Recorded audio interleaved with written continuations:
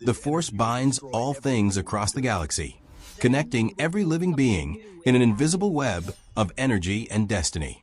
But what happens when someone arrives who has always existed outside such connections? A man who has spent his entire life as a ghost among the living, a predator who walks in human skin.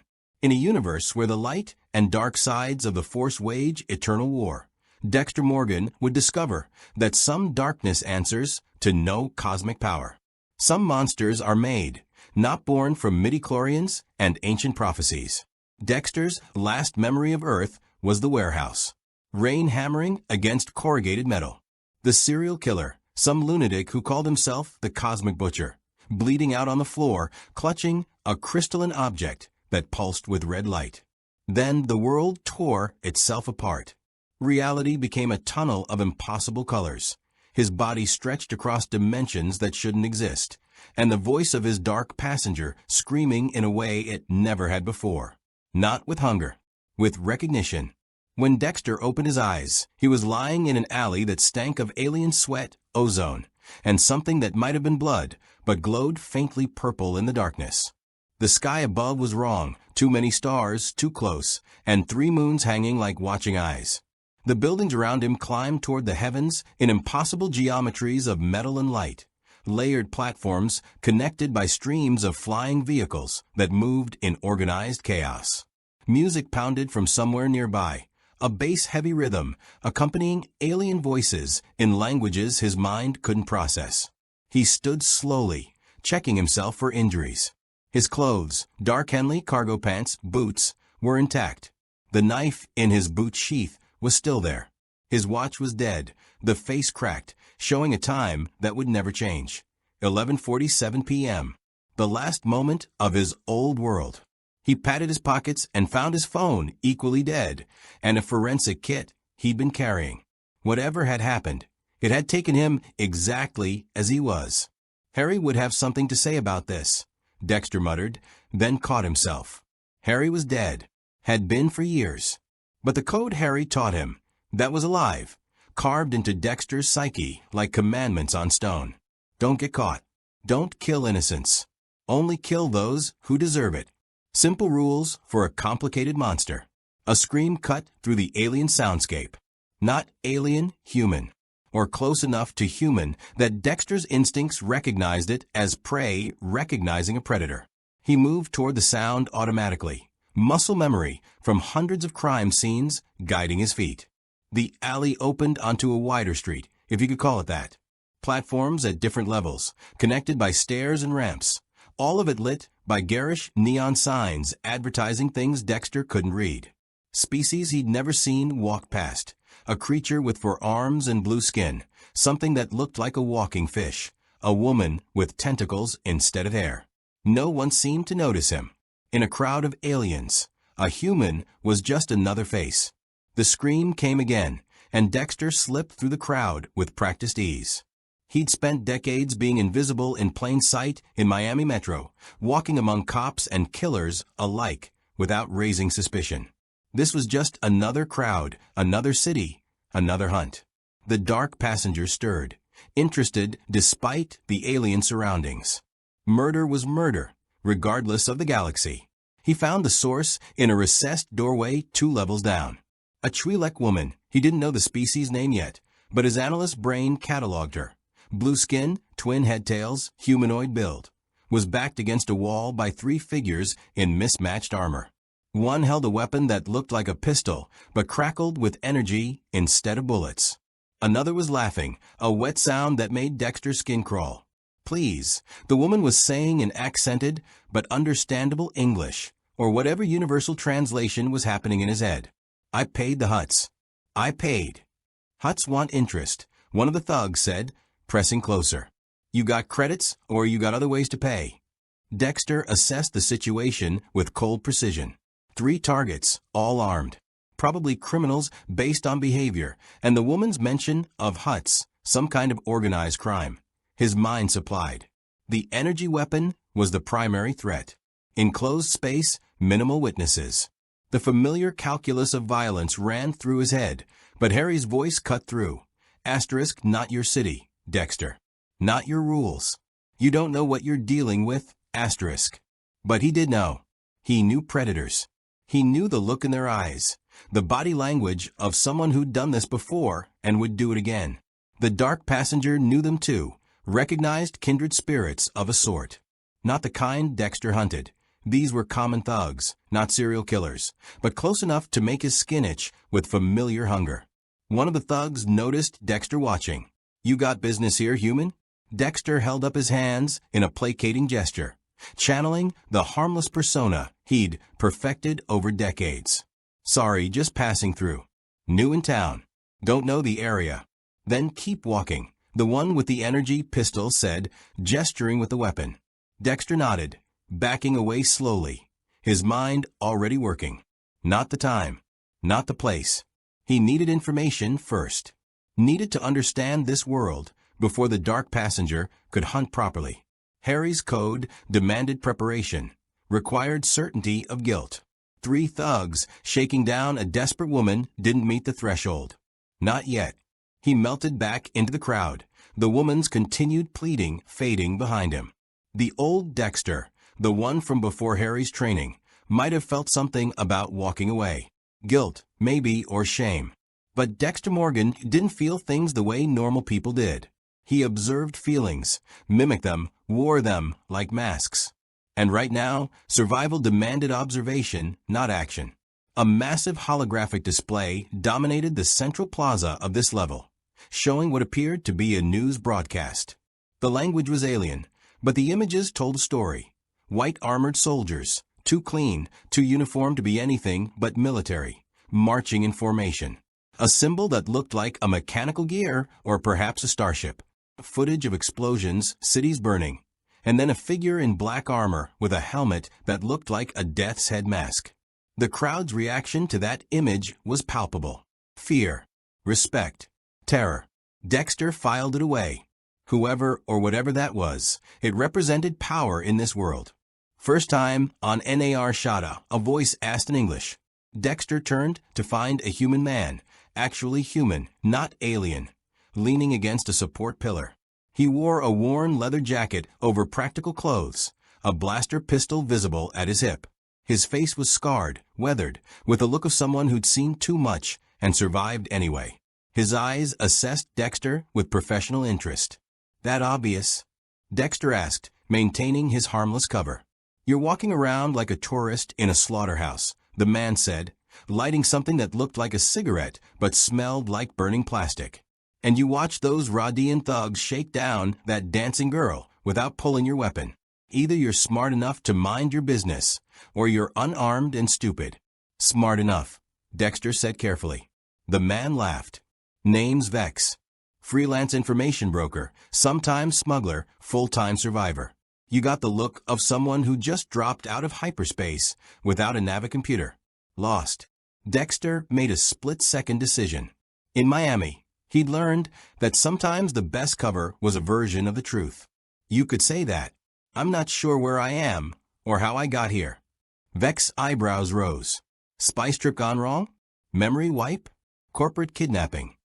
"Something like that," Dexter said, seizing on the excuse. "Last thing I remember clearly is somewhere else. Woke up in an alley here." "NAR Shada," Vex said, gesturing to the neon-soaked cityscape around them. Smuggler's Moon. Vertical City. The place the huts run and the Empire pretends not to notice. If you're looking to disappear, you came to the right place. If you're looking to survive. He took a drag on his smoke stick. "Well, that depends on what skills you've got. I'm good at finding people," Dexter said slowly, "and figuring out what happened to them." Vex's expression sharpened with interest. "Investigator? Bounty hunter?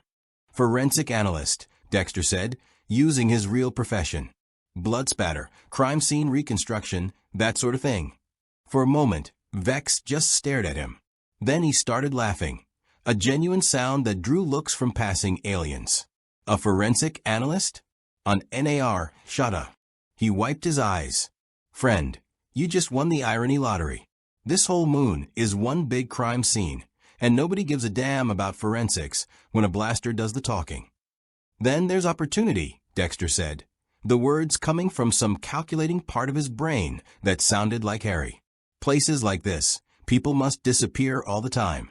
Bodies must pile up. And someone, somewhere, must want to know what happened. For revenge, for closure, for leverage. Vex's laughter faded, replaced by a thoughtful look. You know, you might not be as stupid as I thought. He flicked away his smoke stick. Tell you what, I know a cantina where the drinks are only slightly poisonous and the information flows freely. Buy me around, and I'll give you the orientation tour. Tell you who runs what, who kills who, and how a forensic analyst might make a living in the ass end of the galaxy. Dexter's hand went to his pocket, then stopped. He had no money, no credits, or whatever currency this place used. Vex noticed the gesture and sighed. You really are fresh off the boat. Fine. First round's on me. Consider it an investment. But after that, you're going to need to find work fast. NAR Shada doesn't feed freeloaders. As Vex led him deeper into the vertical city's neon-stained depths, Dexter felt the dark passenger settle into quiet observation. This galaxy, with its aliens and energy weapons and impossible technologies, was different from Earth in every measurable way. But people, or beings, or whatever they call themselves here, were still people. They killed each other. They preyed on the weak. They left evidence behind, patterns in blood and behavior. And where there were predators, there was work for someone like Dexter Morgan. He just had to learn the rules first. Then he could start breaking them. The right way. If you want to see more characters enter the Star Wars galaxy, hit that subscribe button and drop the name of a character you'd want to see in the comments below. The cantina was called the Slice Deck, and it looked exactly like the kind of place where bad decisions were made and bodies were disposed of quietly. Dexter followed Vex through a haze of smoke, some of it from the alien equivalent of cigarettes, some of it from poorly maintained ventilation systems, and into a booth that gave them a clear view of the exits. Old habits, Dexter noted. Vex was a survivor. The bartender was a massive creature with 4 arms and skin like cracked leather. He served them drinks in containers that looked vaguely like glasses, but were made of some translucent material that shifted colors in the dim light. Vex's drink was amber. Dexter's was an alarming shade of green. Don't worry, Vex said, noticing Dexter's hesitation. It's Corellian ale, mostly harmless to human physiology. Probably. Dexter took a cautious sip. It tasted like someone had mixed beer with antifreeze and added a hint of citrus. He kept his expression neutral. Years of faking normal reactions made it easy, and set the glass down. So, Vex said, leaning back in the booth, NAR Shada. You want the tourist version or the survival version? Survival, Dexter said immediately. Vex grinned. Smart. Okay. First thing, this moon orbits NAL Huda, which is Hut space. The Huts are giant slug-like crime lords who run everything from spice smuggling to slavery. They own this moon, and what they don't own, they tax. Second thing, the Galactic Empire technically has jurisdiction here, but they mostly leave the Huts alone as long as the credits keep flowing and the rebels don't set up shop. Empire, Dexter repeated, thinking of the white armored soldiers on the holographic display. Military dictatorship? More like fascist regime with really good PR and really big guns, Vex said. Emperor Palpatine runs the galaxy with an iron fist. Stormtroopers enforce order. Dissenters disappear. It's been like this for almost 2 decades now, ever since the Clone Wars ended and the Jedi Order was wiped out. Dexter's analytical mind cataloged the information. Authoritarian government. Secret police. Disappeared dissidents. On Earth, he'd call it a totalitarian state. Here, it was just Tuesday. The Jedi, Dexter said.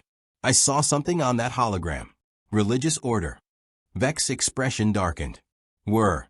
Peacekeepers, mystics, warriors. They could use something called the Force, an energy field that binds the galaxy together. Made them basically superhuman. Telekinesis, precognition, the works. Then the Emperor declared them traitors and had them all killed. Order 66, they called it. Now there's just the Empire, the Inquisitors who hunt down any surviving Jedi, and the rest of us trying to keep our heads down. Magic. or what passed for magic in this universe. Dexter filed it under threats to avoid. He dealt with plenty of killers who thought they were special, chosen by God or voices or their own twisted logic. Force users sounded like the same thing, with actual superpowers backing up the delusion. And the people who oppose the Empire? Dexter asked. Rebel Alliance, Vex said, lowering his voice slightly. Freedom fighters, terrorists, depending on who you ask. They blow up Imperial installations, rescue prisoners, steal supplies. The Empire calls them criminals. They call themselves the last hope for democracy. Me? I call them bad for business. Drawing Imperial attention gets people killed. Dexter took another sip of the terrible ale, processing. So we have the Empire, the Hutts, and the rebels. What about regular crime? Murder, theft, the usual? Vex laughed. Regular crime? Friend, this is NAR Shada. Crime is regular. The Hutts run protection rackets, gambling dens, brothels, and spice operations. The Exchange controls most of the smuggling routes. Black Sun handles assassinations and high-level theft. Bounty hunters track down anyone with a price on their head. And underneath all of that, you've got your standard murderers, rapists, slavers, and psychopaths. The dark passenger stirred, interested. A galaxy full of predators. A buffet of potential targets. Law enforcement, Dexter asked. Hut enforcers if you break Hut rules. Imperial Security Bureau if you're stupid enough to commit crimes that threaten Imperial interests. Otherwise, Vex shrugged. You're on your own. Kill someone in the lower levels. Nobody even finds the body. Hell, half the time nobody looks. Perfect. Dexter kept his face carefully neutral, but his mind was already working through the implications. No forensic teams. No databases tracking serial offenders. No detectives building cases. Just violence, consequences, and the strong preying on the weak. Harry's voice echoed in his head. Asterisk, the code exists because society has rules, Dexter. You work within those rules to hunt the ones who break them. But what happens when there are no rules? Asterisk. Dexter didn't have an answer yet. So, Vex said, signaling the bartender for another round. Where does a forensic analyst fit into all this? Bodies tell stories, Dexter said, choosing his words carefully. Someone kills a Hut lieutenant. The Hut wants to know who and why. Someone disappears, and their family wants closure. A smuggler gets murdered, and his crew wants revenge, but doesn't know where to start. He met Vex's eyes. I can read those stories. Blood spatter, wound patterns, time of death, cause of death. I can tell you what happened, when, and how. Sometimes even who. Vex considered this, his scarred face thoughtful. Forensic investigation for hire. Private contractor. It's crazy enough it might work. The Hutts employ plenty of specialists, accountants, lawyers, scientists. Why not an investigator? He paused. But you'd need a reputation. Need people to know you're good at what you do. And you'd need to be careful. Start digging into the wrong death. You become the next body. I'm careful, Dexter assured him. And he was. 20 years of killing without getting caught proved that. A commotion at the cantina's entrance drew their attention. 3 figures entered, and the ambient noise level dropped noticeably. They wore matching armor, scarred, battle-worn, painted in aggressive reds and blacks. Helmets with T-shaped visors obscured their faces. Each carried multiple weapons with the casual confidence of people who knew how to use them. Mandalorians, Vex breathed, his voice barely audible. Mercenaries. Bounty hunters. Warriors. Don't stare. Dexter didn't stare. But he observed, the way he always did, cataloging details. The lead Mandalorian moved with military precision. The one on the left favored their right leg slightly, old injury. The one on the right kept their hand near their blaster, either paranoid or expecting trouble. They approached the bar, and the 4-armed bartender served them without being asked. Some kind of regular arrangement, Dexter guessed. The lead Mandalorian removed their helmet, revealing a human woman with a scarred face and cold eyes. She scanned the cantina with professional assessment, and for a moment, her gaze passed over Dexter's booth. He smiled blandly, the harmless expression he'd perfected. Just another nobody in a cantina full of nobodies. Her eyes moved on. "You're lucky," Vex muttered. "Mandalorians don't usually come to the slice deck. Must be tracking someone." "Bounty?" Dexter asked. "Probably. They're the best hunters in the galaxy. You get a Mandalorian on your trail, you're already dead. Just a question of when." Vex finished his drink. "Which brings me to your immediate problem. You need credits, and you need them fast. I can point you toward some small jobs, recovery work, maybe some information gathering. Build a reputation, make some contacts. But first." He reached into his jacket and pulled out a small rectangular device, sliding it across the table. "Datapad. Basic model, but it'll get you started. Has a galactic basic language program, local maps, and access to the bounty boards and job postings. Consider it a loan. You pay me back when you start earning." Dexter picked up the datapad. It activated at his touch, displaying symbols that slowly resolved into readable English as the translation program kicked in. Technology that seemed like magic, but Dexter had learned long ago that sufficiently advanced technology was indistinguishable from it. "Why help me?" Dexter asked, because it was the question that needed asking. In his experience, nobody helped without wanting something in return. Vex's smile was sharp. "Because I'm a gambler and I like long odds. A forensic analyst on NAR Shada? That's either the stupidest thing I've ever heard or brilliant. If you survive, you'll owe me. If you don't, well, I'm out one cheap datapad and a few drinks." He stood, dropping some coins on the table. "There's a flophouse 2 levels down called the Rusty Piston. Tell them Vex sent you. They'll give you a room for 3 days.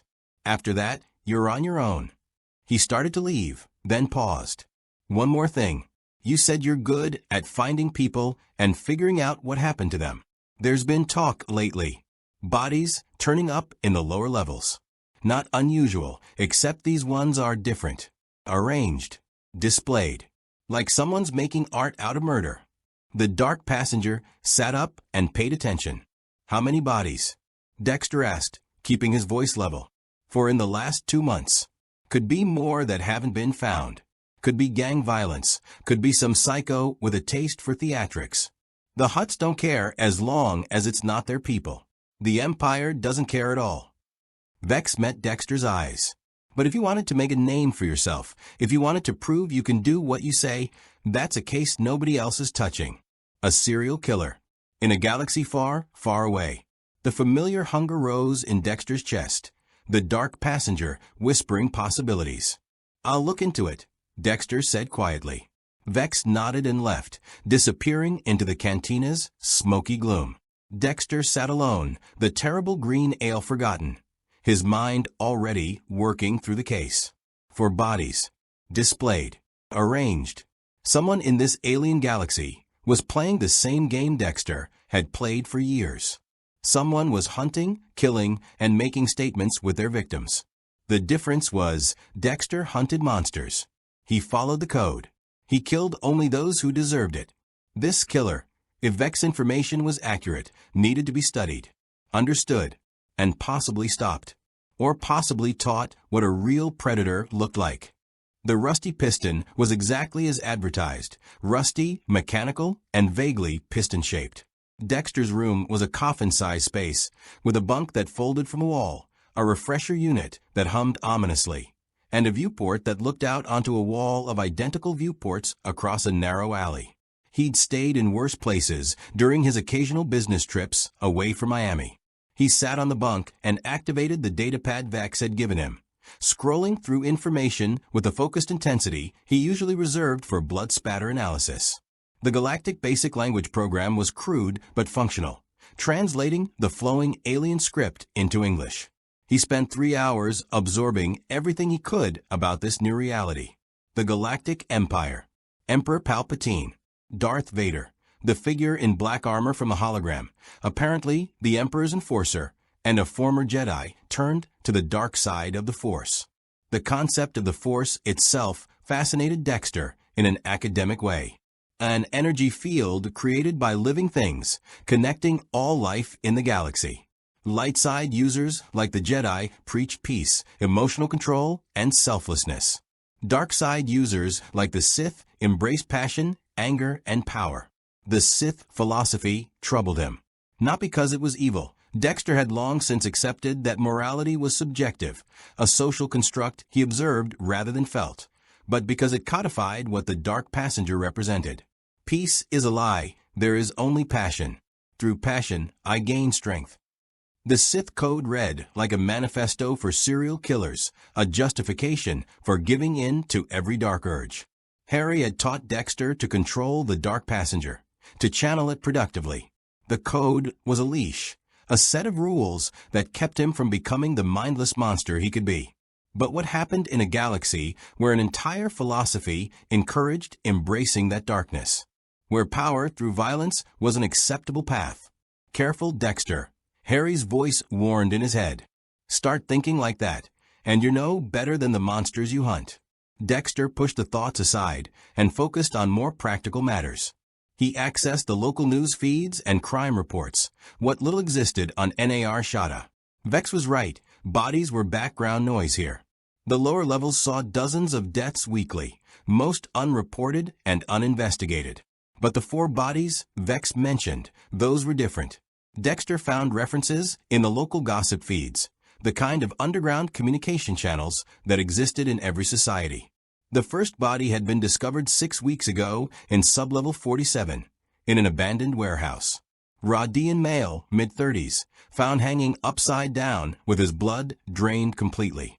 The scene had been photographed by whoever found him, a scavenger looking for salvage, and the image was grainy but clear enough. Dexter studied it with professional interest. The body was positioned with care. Arms spread wide, legs bound together.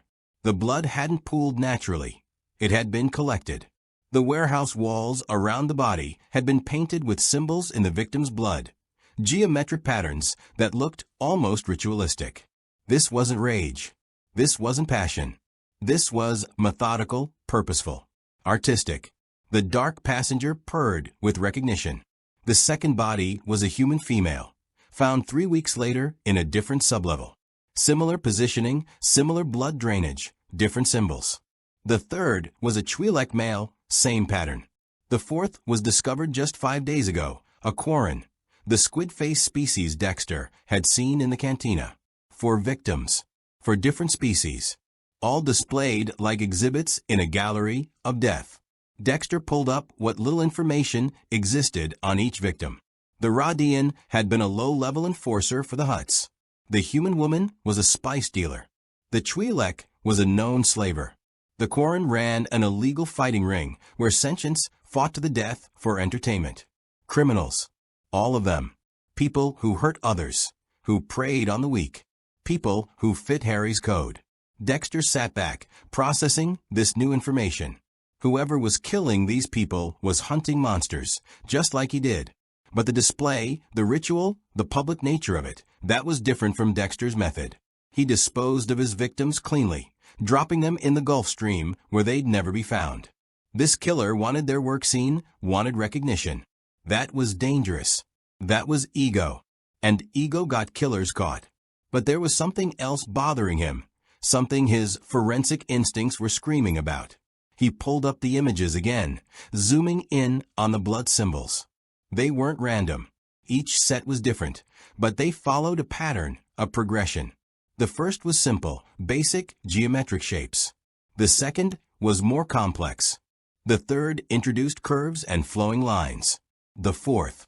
Dexter's breath caught. The fourth set of symbols looked almost like writing. Not galactic basic, not any language the datapad's translator recognized, but definitely intentional communication. The killer was leaving messages, trying to say something. A knock on the door interrupted his analysis. Dexter's hand went to the knife in his boot automatically, old habits from a dangerous life, but he didn't draw it. Instead, he opened the door cautiously. A young human woman stood in the corridor, maybe 25. With short dark hair and eyes that had seen too much too young. She wore practical clothes that had been patched multiple times, and she carried herself with the wary tension of someone used to violence. "You the forensic guy Vex mentioned?" she asked without preamble. Word traveled fast. "Depends on who's asking." "My name's Kira. My brother was the Quarren found 5 days ago." She paused, correcting herself. "Step-brother. Different species, same family. It's complicated." Dexter studied her. Grief was written in the tight set of her shoulders, the dark circles under her eyes. But there was anger too, burning bright and dangerous. "I'm sorry for your loss." "Save it," Kira said bluntly. "Jex was involved in bad business." "I know that. But he was trying to get out, trying to go legitimate. He didn't deserve." She swallowed hard. "Didn't deserve what happened to him." "What do you want from me?" Dexter asked, though he already knew. "Vex says you can read crime scenes. Says you can figure out who killed someone and why. The Hutts don't care. The Empire doesn't care. Local gangs think it's some rival making a move, but it doesn't fit any of their patterns." She met his eyes with desperate determination. "I want to know who did this. And I want them dead." There it was. The request he'd heard before in different words from different people. Find the killer. Get justice. Or revenge. The line between the two was always thinner than people wanted to admit. "I'll need access to the crime scene," Dexter said. "All of them if possible. And any information you have about your brother's last days. Who he associated with, where he went, any enemies he might have had. The scenes are all in the lower levels. Nobody's touched them. Nobody cares enough to clean up down there. I can get you access." She pulled out a small pouch and dropped it on the bunk. It clinked with the sound of coins. "That's 500 credits. It's everything I have. Find who killed Jex, and there's another 500 when you do. 1,000 credits total." Dexter had no frame of reference for whether that was a lot or a little in this galaxy, but the way Kira said it, like it was her life savings, told him it mattered. "I'll take the case," Dexter said. Not for the money, though he needed that. Not even for Kira, though her grief was genuine. He took it because somewhere in the lower levels of NAR Shada was a killer who hunted monsters, and Dexter needed to understand why. Needed to understand if they were following a code, or if they were just another monster wearing a moral mask. Kira's shoulders sagged with relief. "Thank you. When can you start?" "Now," Dexter said, grabbing his forensic kit, the one piece of his old life that might actually be useful here. "Show me where they found your brother." The lower levels of NAR Shada were a different world from the neon-soaked chaos above. Down here, 47 sublevels below the main city, light was scarce and hope was scarcer. Flickering emergency lights cast everything in sickly yellow, and the air tasted of recycled desperation and industrial waste. Kira led him through a maze of corridors and maintenance tunnels, past huddled groups of beings who watched them with hollow eyes. Refugees, Dexter guessed, or people who'd fallen through the cracks of galactic society and landed here in the dark. "Here," Kira said, stopping at a doorway that had been sealed with official looking tape, probably Hutt security marking it as a crime scene, though clearly nobody was actually investigating. She broke the seal without hesitation and led him inside. The warehouse was vast and empty, lit only by the glow rod Kira carried. And in the center, exactly as the photos showed, was the scene. Blood, symbols, and the faint outline where a body had hung. Dexter felt the dark passenger settle into focus calm. This was familiar territory. This was what he knew. He pulled out his forensic kit and got to work. The symbols on the walls were dried blood, oxidized to a rusty brown. He took samples, photographed the patterns, measured the spacing. The placement was deliberate, each symbol positioned at precise intervals, creating a circle around where the victim had been displayed. The blood drainage bothered him. Complete exsanguination required either a very long time or a very efficient method. He examined the floor beneath where the body had hung. No pooling, no spatter. The blood had been collected as it drained, not allowed to waste. Professional, controlled, purposeful. He moved to the symbols themselves, studying them closely. The datapad's camera function let him capture and analyze the patterns. Up close, he could see that the killer had used some kind of brush or tool to paint them, The strokes were too even for fingers, too controlled for random application. And there, in the lower right quadrant of the circle, was something new. Something he hadn't seen in the photos. A signature. Not a name, exactly, but a symbol that appeared in all 4 crime scenes, always in the same position, always painted with the same careful precision. It looked almost like a stylized eye, or perhaps a tear, or maybe a blade. Dexter couldn't be sure. But it was a signature. A calling card. The killer wanted recognition. Wanted someone to notice the pattern, the artistry, the purpose. Wanted someone to understand. "You finding anything?" Kira asked from near the doorway, her voice tight. "Yes," Dexter said quietly, still studying the symbols. "I'm finding that whoever killed your brother knew exactly what they were doing. This wasn't random violence. This was a message." A message to who?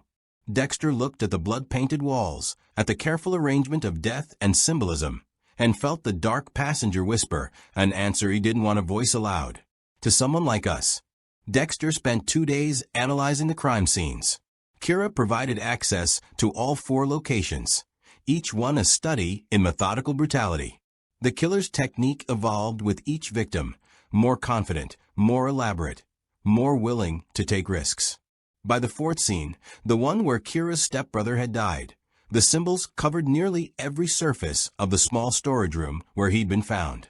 The pattern was becoming clear. Each victim had been stalked, likely for days or weeks. The killer knew their routines, their habits, their vulnerabilities. The Rodian enforcer had been taken from a safe house he thought was secret. The human spice dealer had been grabbed from her apartment despite reinforced locks and security cameras that mysteriously malfunctioned. The Twi'lek slaver had simply vanished from a crowded market, and nobody remembered seeing anything unusual. These weren't crimes of opportunity. This was hunting. Dexter understood hunting. He sat in his cramped room at the Rusty Piston, surrounded by photographs and notes, building a profile the way he used to at Miami Metro.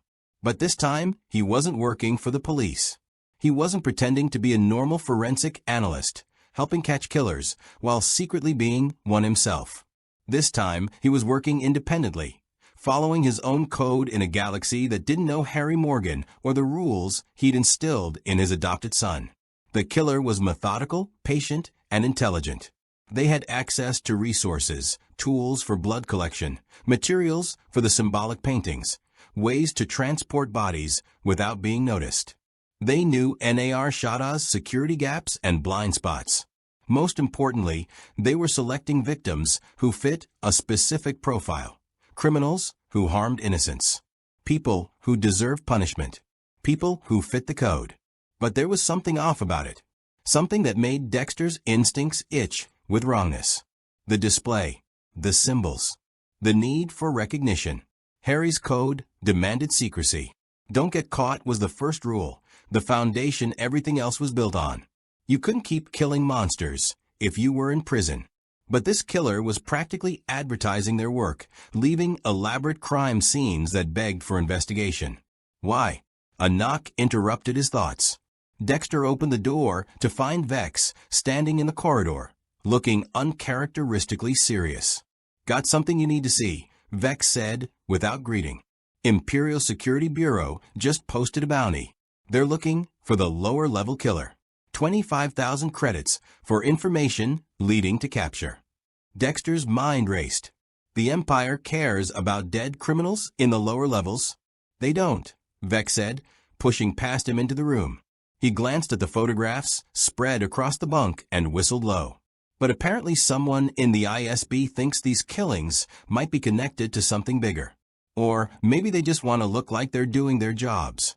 He picked up one of the photos, the symbols from the first crime scene. "You making progress?"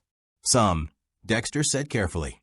"The killer is organized, experienced, and has a specific type. All victims were criminals. All had hurt people. So a vigilante," Vex said, setting the photo down. "Someone playing judge, jury, and executioner." Maybe. Dexter didn't mention that he'd been doing exactly that for 20 years. But vigilantes usually want their actions to have immediate impact. They want to stop crime, protect people. This feels different. More personal. Vex studied him with sharp eyes. You sound like you understand them. I understand patterns, Dexter deflected. It's what I do. And this pattern suggests someone with a code, a set of rules they're following. But the public display contradicts that. It's ego versus pragmatism, and I can't figure out which is winning. Before Vex could respond, both their datapads chimed simultaneously. A priority alert, flashing red across the screens. Dexter opened it and felt the dark passenger stir with predatory interest. Another body. Found 2 hours ago in sublevel 52. Same signature. Same display. But this victim was different. Imperial officer, Vex breathed, reading over Dexter's shoulder. Low-level administrator. But still. That's not a criminal. That's... He trailed off, the implications sinking in. That's a problem, Dexter finished. His mind was already working through the possibilities. Had the killer changed their pattern? Expanded their definition of who deserved to die? Or was this victim actually guilty of something that fit the code? Something that wasn't immediately obvious? The ISB is going to come down hard on this, Vex said. An Imperial officer murdered in hut space? They'll tear the lower levels apart looking for the killer. Anyone who's been asking questions about these murders, anyone who's been investigating. He looked at Dexter meaningfully. Anyone like you becomes a suspect. Dexter processed this calmly. He'd been a suspect before, had navigated suspicion from Deborah, from LaGuardia, from Quinn. He knew how to appear cooperative while revealing nothing. I need to see the scene, Dexter said. Are you insane? Vex stood up, agitated. The ISB will be all over it. They see you poking around. Then I'll need to get there before they do. Dexter was already gathering his forensic kit. This victim changes everything. If the killer is escalating to Imperial targets, I need to understand why. And if I'm going to be a suspect anyway, I might as well have actual information to work with. Vex stared at him for a long moment, then shook his head.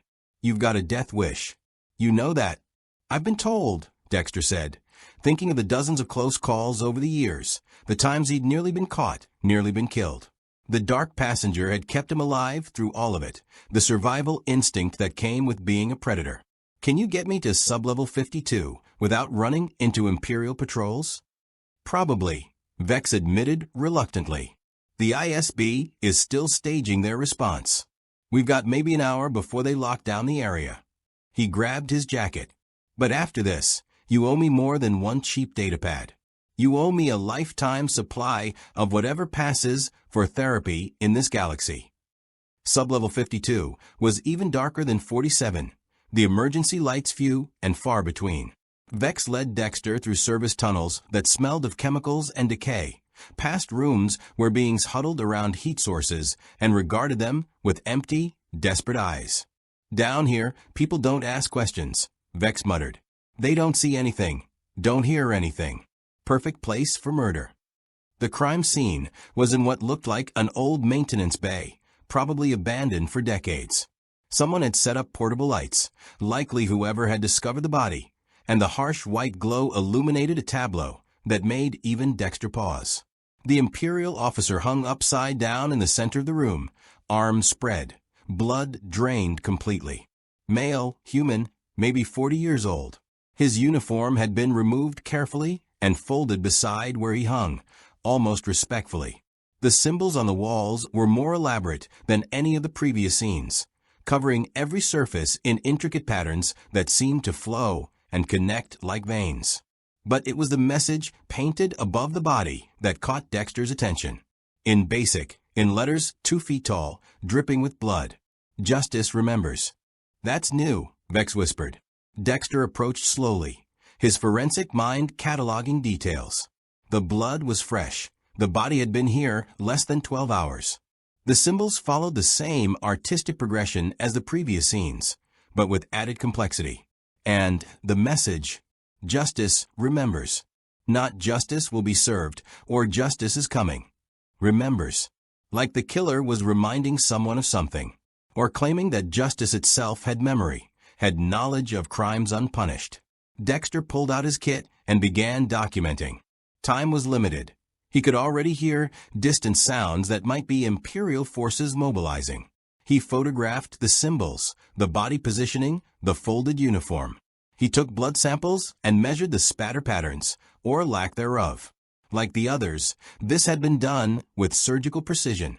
Then he found it. On the inside of the victim's left wrist, carved into the skin with something sharp, a number. For -7-3-9-2. Dexter photographed it, his mind racing. A code? Coordinates?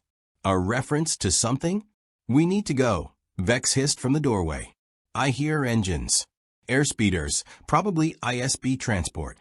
Dexter took one last photograph of the full scene, then packed his kit quickly. As he turned to leave, something caught his eye. There, in the corner of the room, was a small object that didn't belong. He picked it up quickly, pocketing it without Vex seeing. A datachron. Small, crystalline, with what looked like Sith markings on its surface. They fled through the service tunnels as sounds of Imperial forces echoed behind them. Stormtroopers' voices, sharp and authoritative. The whine of scanning equipment. The systematic brutality of an organization that would tear apart an entire sublevel to find answers. Vex led them through a dizzying series of turns, finally emerging in a different sublevel entirely.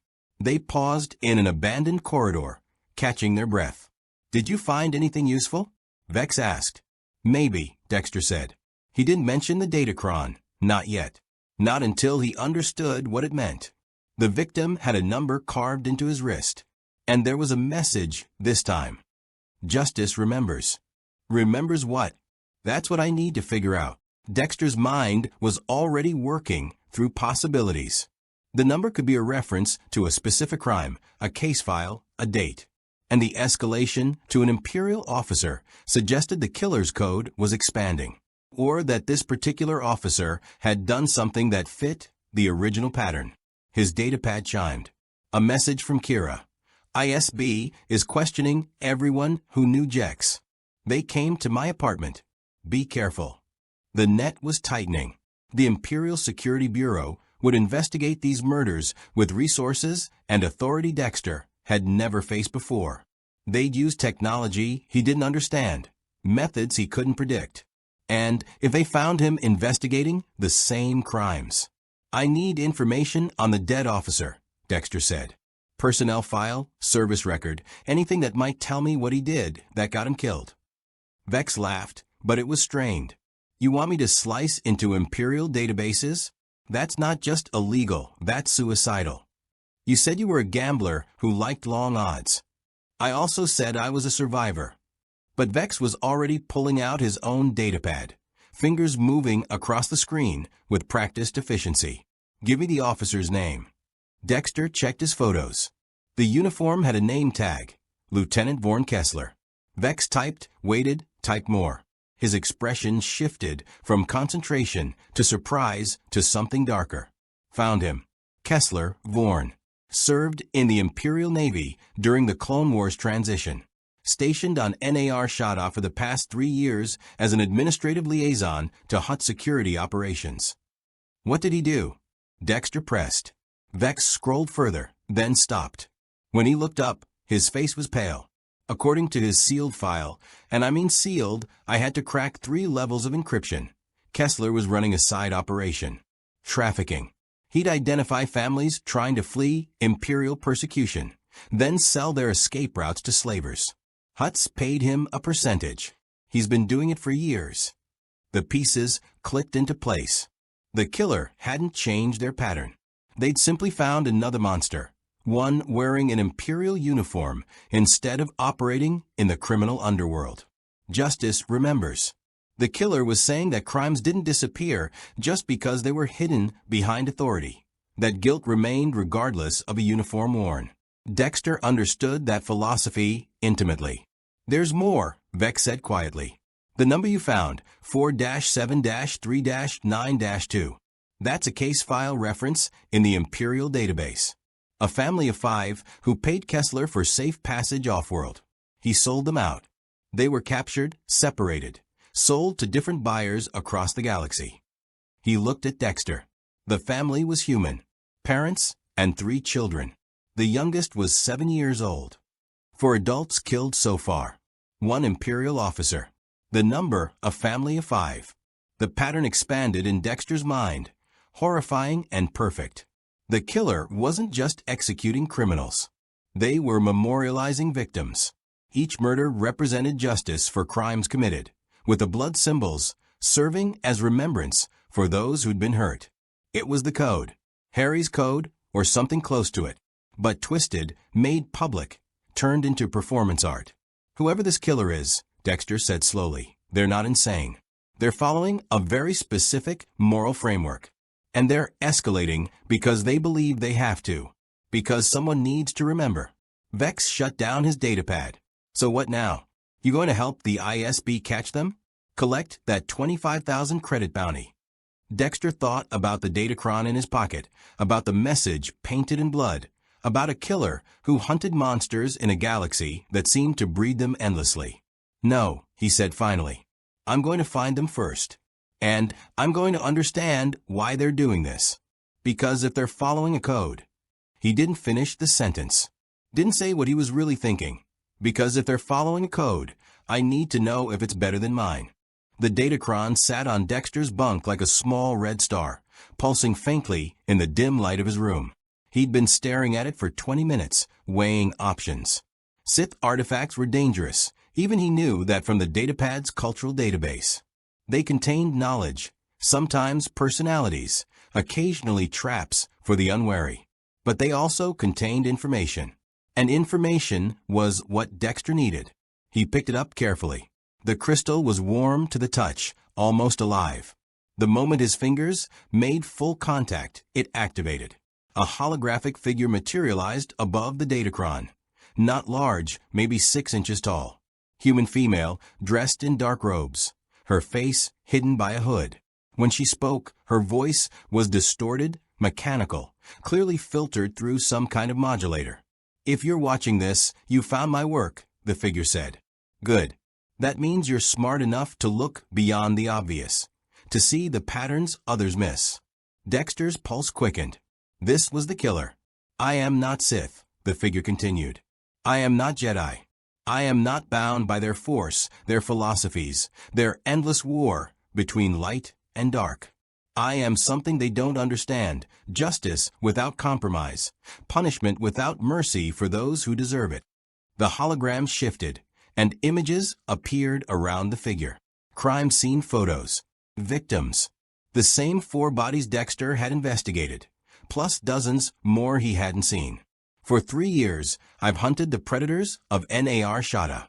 Slavers, traffickers, murderers who hide behind credits and connections. 147 targets. 147 monsters removed from the galaxy.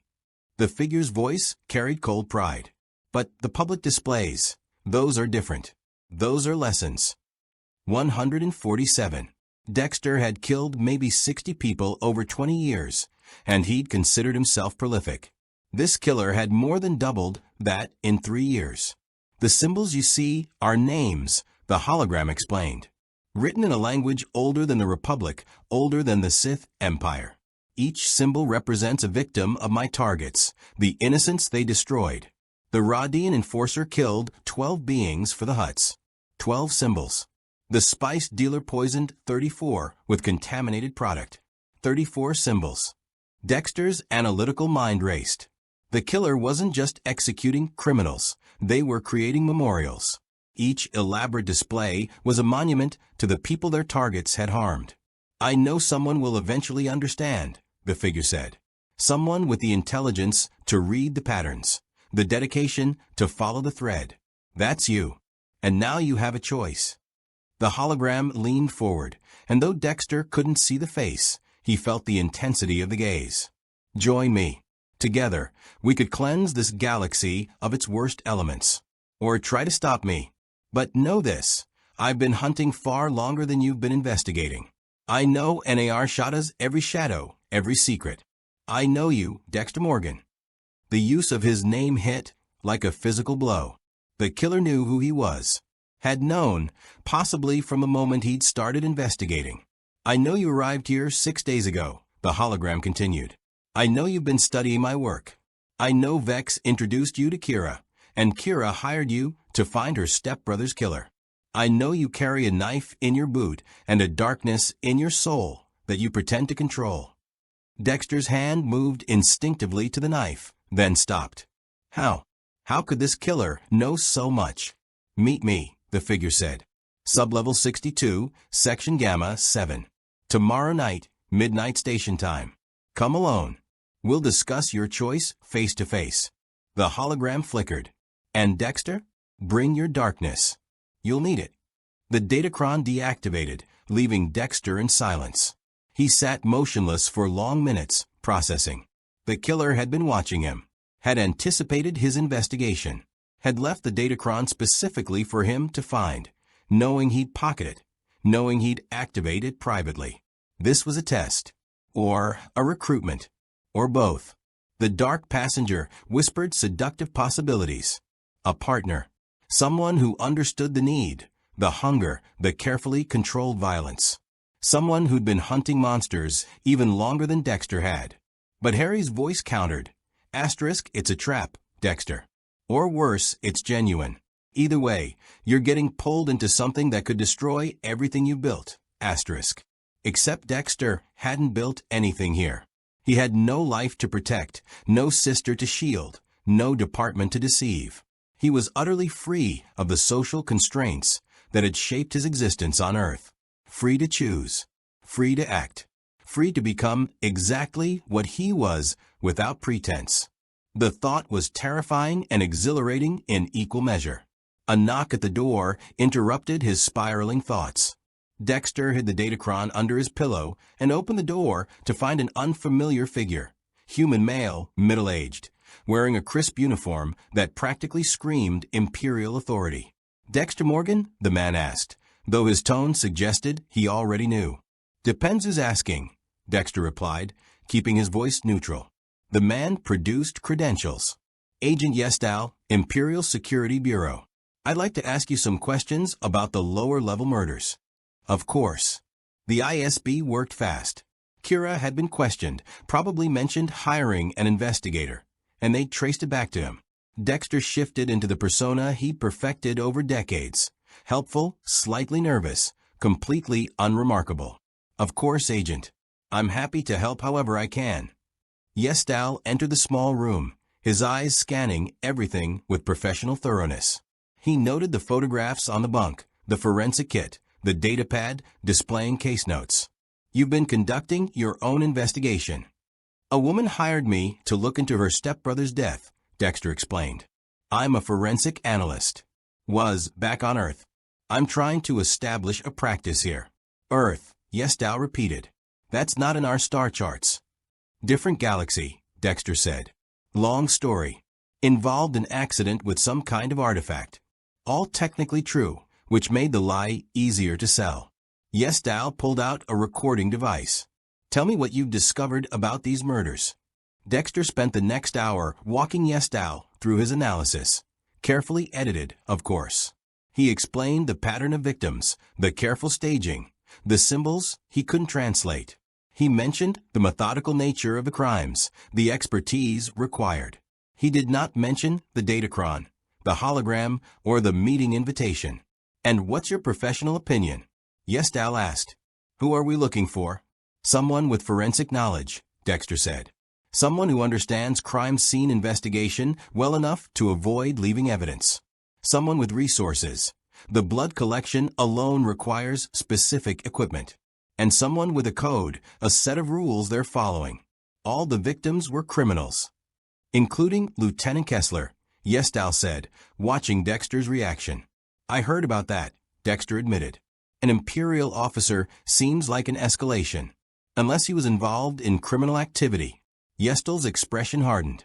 Lieutenant Kessler's service record is classified. But I'll tell you this, the killer left a message. Justice remembers. Does that mean anything to you? It suggests the killer sees themselves as an agent of justice, Dexter said, which was obvious enough to be safe. Someone settling scores, punishing crimes they feel went unpunished. A vigilante, or someone with a very specific grudge. Dexter paused. choosing his words carefully. Agent, can I ask, why is the ISB interested in dead criminals in the lower levels? No offense, but this doesn't seem like Imperial priority. Yestal was quiet for a moment, then seemed to make a decision. Between you and me, Morgan, the Empire doesn't care about dead criminals. But we care about patterns, about threats. Someone who can kill this methodically, this invisibly, this many times, that's an asset or a threat. We need to determine which. An asset. The Empire would try to recruit the killer, turn them into an Inquisitor or ISB operative. The thought made Dexter's skin crawl. I'll continue my investigation, Dexter said. If I find anything relevant, I'll contact you. Yestal stood, leaving a small card with contact information. Do that. And Morgan? Be careful. Whoever this killer is, they're dangerous. Don't try to apprehend them yourself. After Yestal left, Dexter sat on the bunk and pulled out the datachron again. The choice was becoming clearer. The Empire wanted to weaponize the killer. Kira wanted revenge. The killer wanted what? A partner? Validation? Someone who understood? Dexter looked at his reflection in the darkened viewport. In Miami, he'd spent 20 years hiding what he was, wearing masks, pretending to be human. Here, in this alien galaxy, he could be himself, could hunt openly, could embrace the dark passenger without fear of discovery. Or he could stop another killer, prevent more deaths, uphold the code Harry taught him. The code exists to keep you safe, Harry's voice reminded him, to keep you from becoming the monster you could be. But what if the monster was exactly what this galaxy needed? Midnight tomorrow. Sublevel 62, Section Gamma 7. Dexter made his decision. He'd meet the killer. Not to join them. Not to stop them. To understand them. And then decide which monster this galaxy needed more. Sublevel 62 existed in perpetual twilight. The emergency lights had died years ago, leaving only the bioluminescent fungus that grew in patches along the walls to provide a sickly green glow.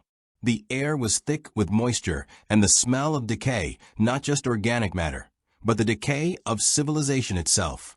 This deep NAR Shada's facade of criminal enterprise gave way to something more primal, pure survival. Dexter moved through the darkness with practiced caution, his knife accessible but not drawn. He'd left the datachron in his room, but brought his forensic kit, not for evidence collection, but because it contained tools that could serve as weapons if needed.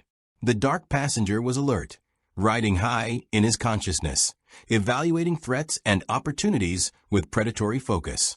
Section Gamma 7 had once been a water processing facility. Now it was a maze of corroded pipes and empty tanks, the machinery long since stripped for parts.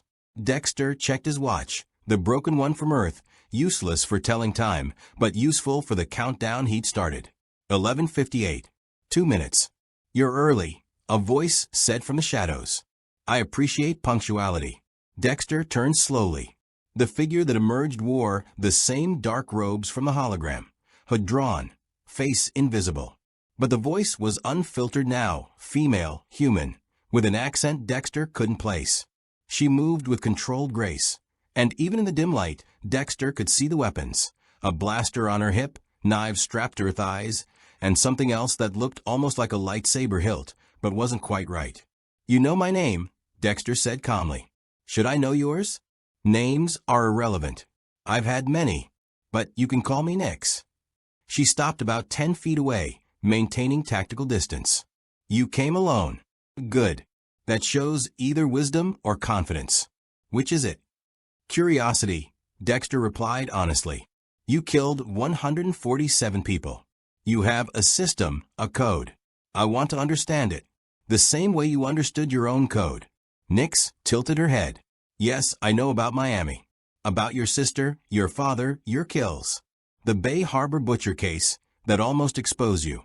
Sergeant Oakes. Rita. All of it. The dark passenger snarled at the mention of Rita, but Dexter kept his expression neutral. How? NAR Shada has information brokers who can access anything for the right price. Your galaxy, your world, your life. It's all data once you know where to look. She moved closer, just slightly.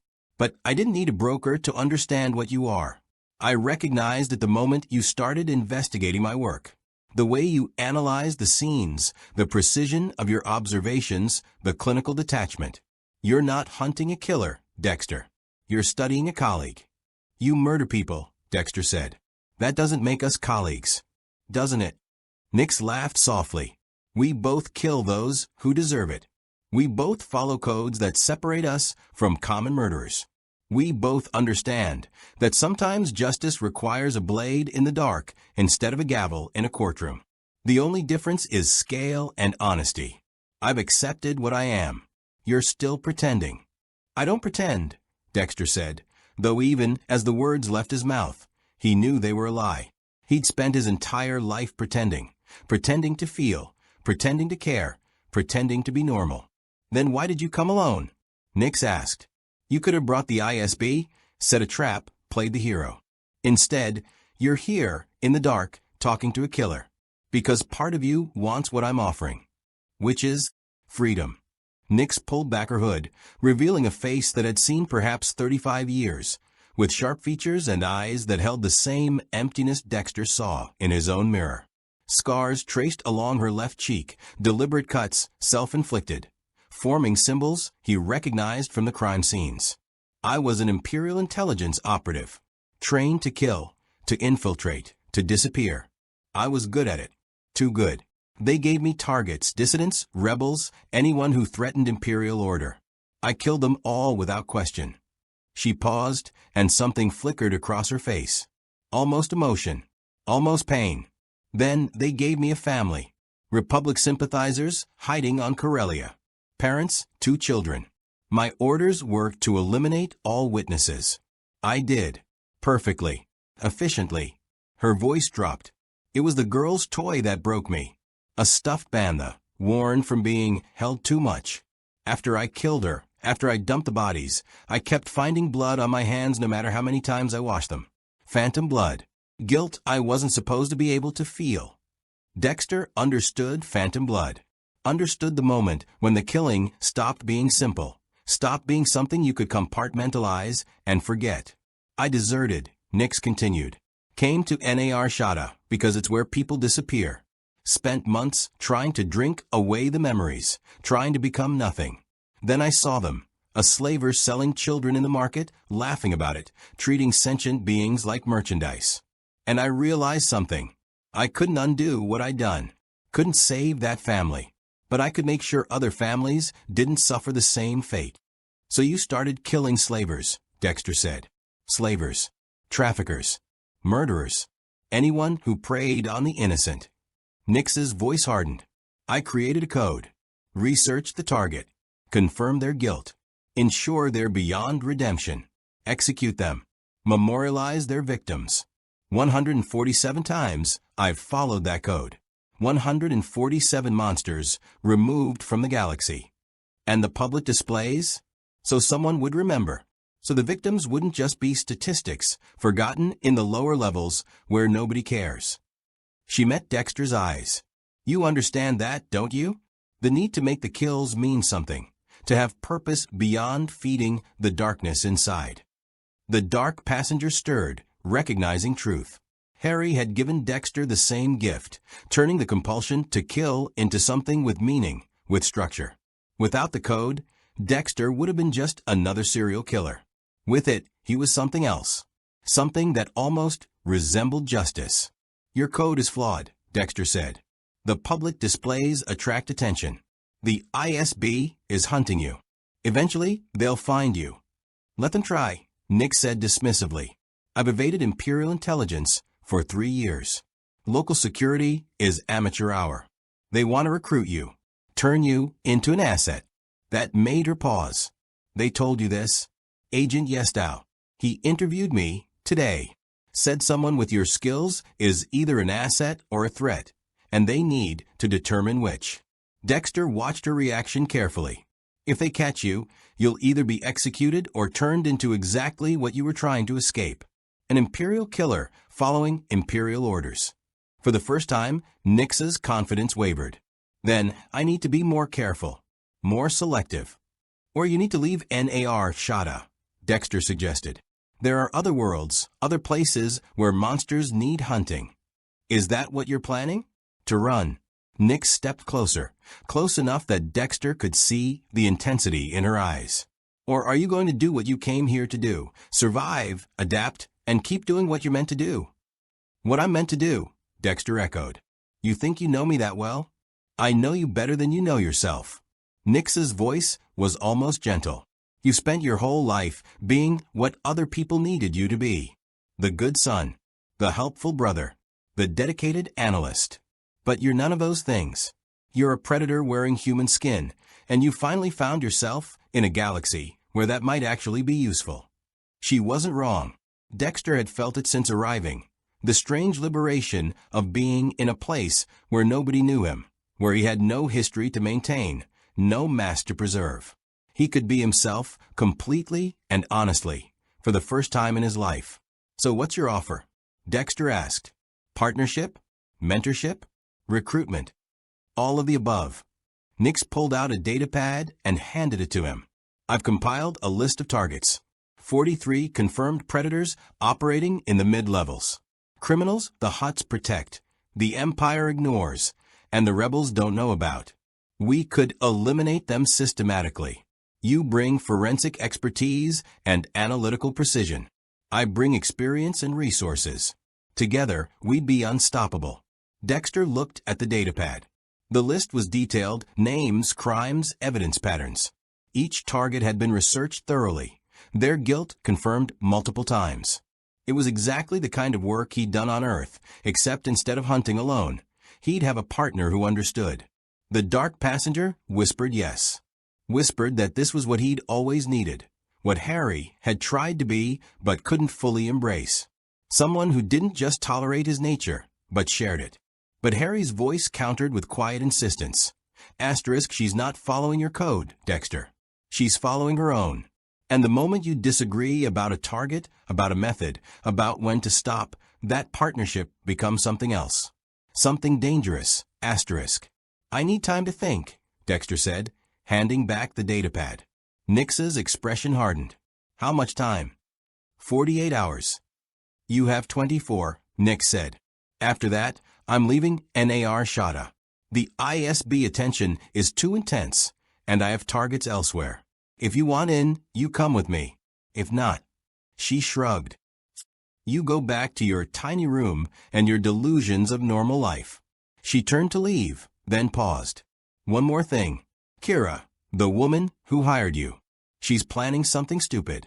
Buying weapons, asking about where to find me. She thinks revenge will heal her grief. It won't. And if she comes after me, I'll have to add her to the list of necessary casualties. She's not a criminal, Dexter said sharply. She's a threat. Nix's voice was cold. That's all that matters. She disappeared into the darkness, leaving Dexter alone with his thoughts and the weight of impossible choices. Dexter found Kira in a weapons shop on sublevel 45, examining a blaster rifle with the awkward grip of someone who'd never held one before. The shop owner, a Radian with yellowed skin and too many teeth, was explaining the firing mechanism with the enthusiastic patter of someone who smelled credits and desperation. Kira, Dexter said quietly from behind her. She spun, nearly dropping the rifle. The shop owner clicked his tongue in annoyance, but Dexter ignored him, focusing on the woman who'd hired him. Her eyes were red from crying, but her jaw was set with determination that bordered on suicidal. You found something, she said.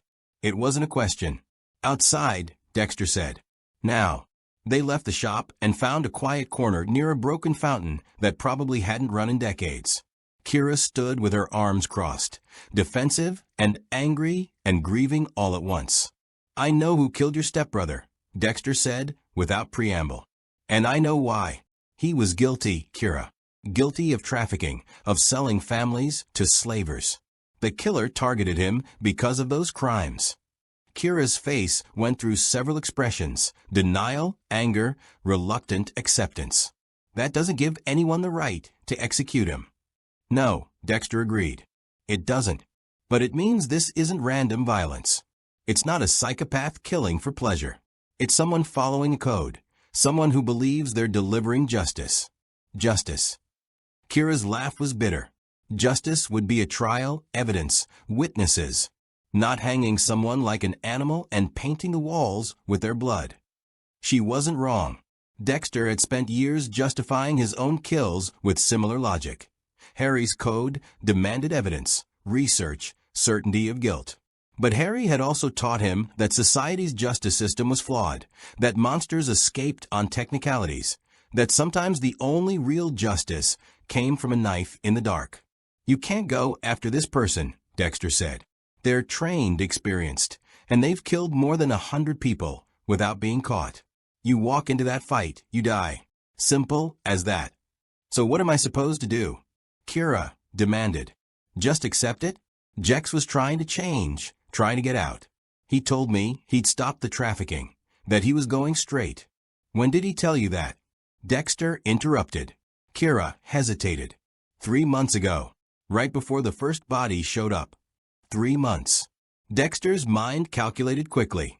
If Jex had stopped his criminal activities 3 months ago, if he'd genuinely been trying to reform, then Nix had killed someone who might not have fit the code anymore. Someone who was becoming innocent, or at least trying to be. The implications were troubling. Either Nix's research was flawed, or she didn't care about redemption. Once a monster, always a monster. No possibility of change, no chance for atonement. Dexter had never considered that with his own targets. The people he killed were serial murderers, active threats who would kill again. He'd never hunted someone who'd stopped, who'd tried to reform.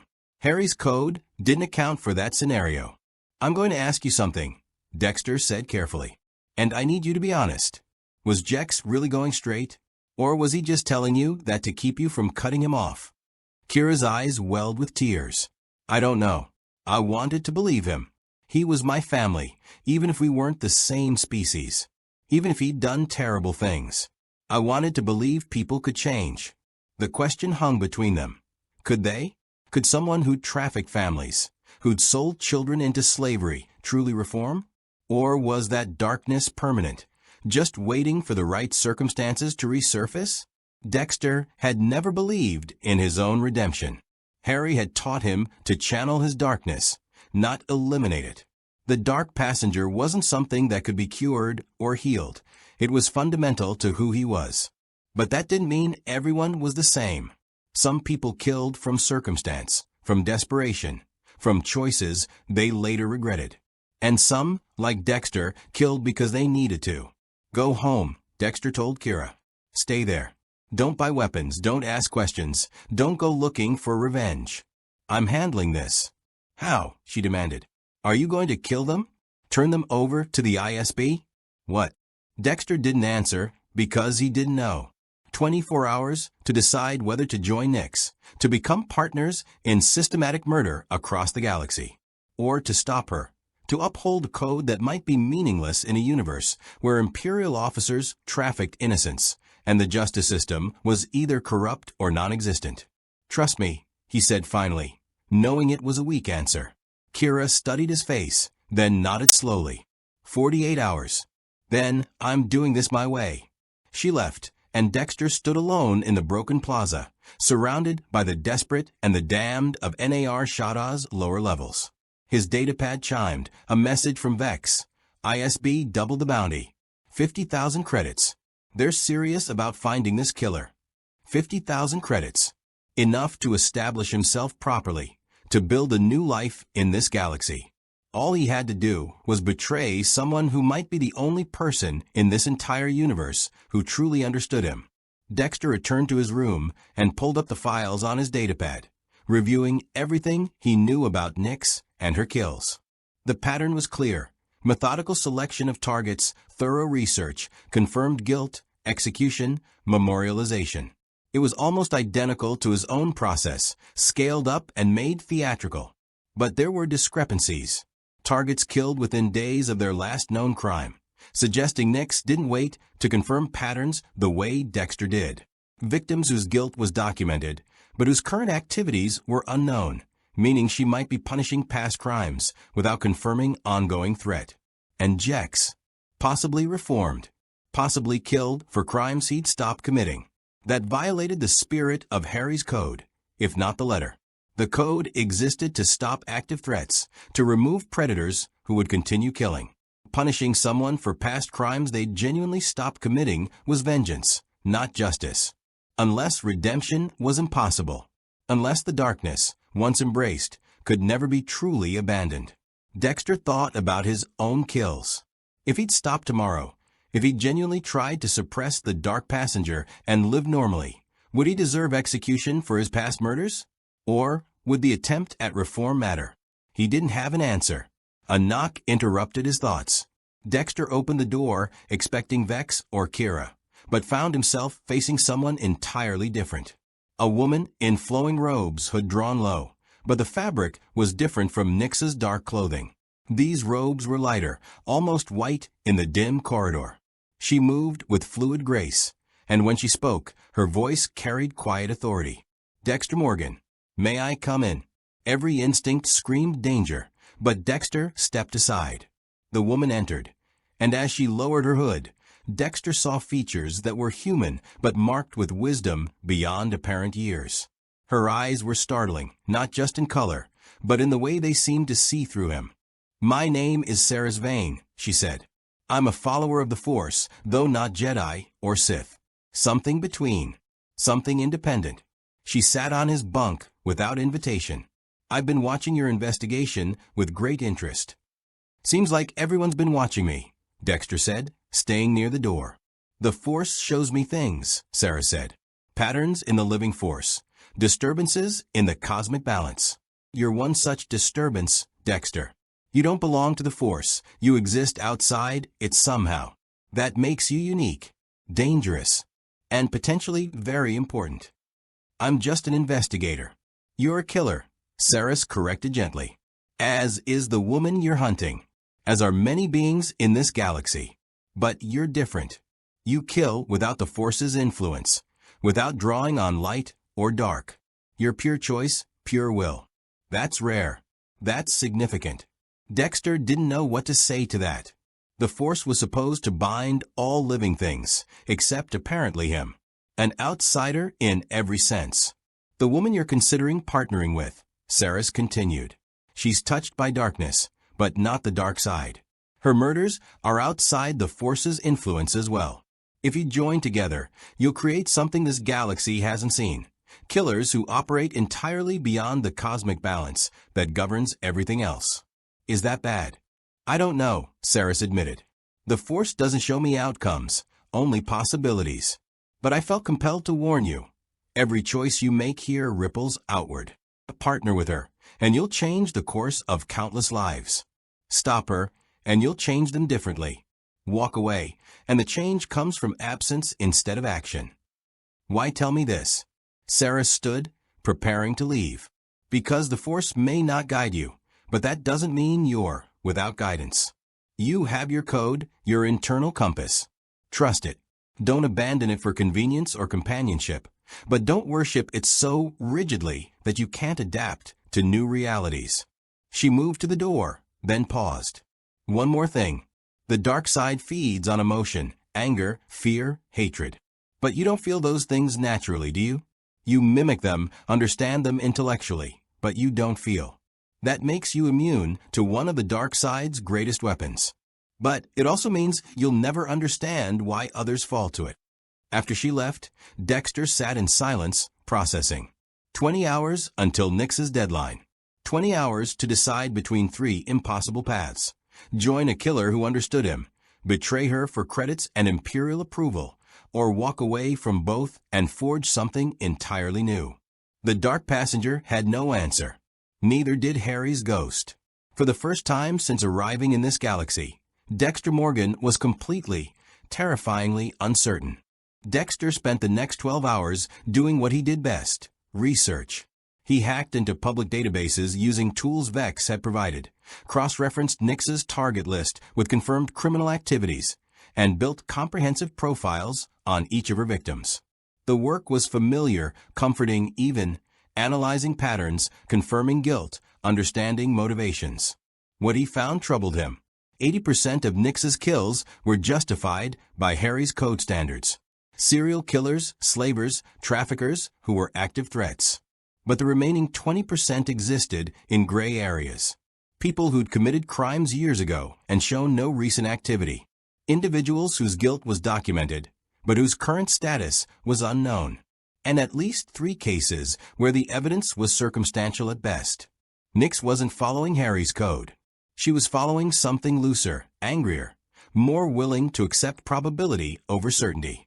She was what Dexter might have become without Harry's training, a killer with a moral framework, but one that bent toward convenience and assumption. That realization should have made the choice simple. Stop her. Turn her in. Uphold the code. But the other 80% haunted him. 117 confirmed monsters, removed permanently from a galaxy that would never punish them otherwise. How many lives had she saved? How many families remained intact because she'd killed the predators hunting them? His datapad chimed. A message from Agent Yestal. Morgan. Need to meet. Have information about the killer you'll want to hear. The Nexus Cantina, sublevel 38. 1 hour. Dexter considered ignoring it, but curiosity won. He armed himself, knife and boot, small blaster Vex had sold him tucked into his jacket, and headed out. The Nexus was cleaner than the slice deck, catering to mid-level criminals and Imperial officials who wanted to pretend they weren't consorting. Dexter found Yestal in a corner booth, 2 drinks already waiting. Corellian whiskey, Yestal said, gesturing to the glass. Real stuff, not synthetic. Figure you earned it. Dexter sat, but didn't drink. What information? Yestal pulled out a datapad and slid it across. We identified the killer. Former Imperial Intelligence operative named Saris Nix. Deserted 3 years ago after a botched mission on Corellia. Psych evaluation flagged her as high risk for emotional breakdown. She's been on our watch list ever since. Saris Nix. So the woman who'd visited him, Saris Vane, had used part of the killer's real name.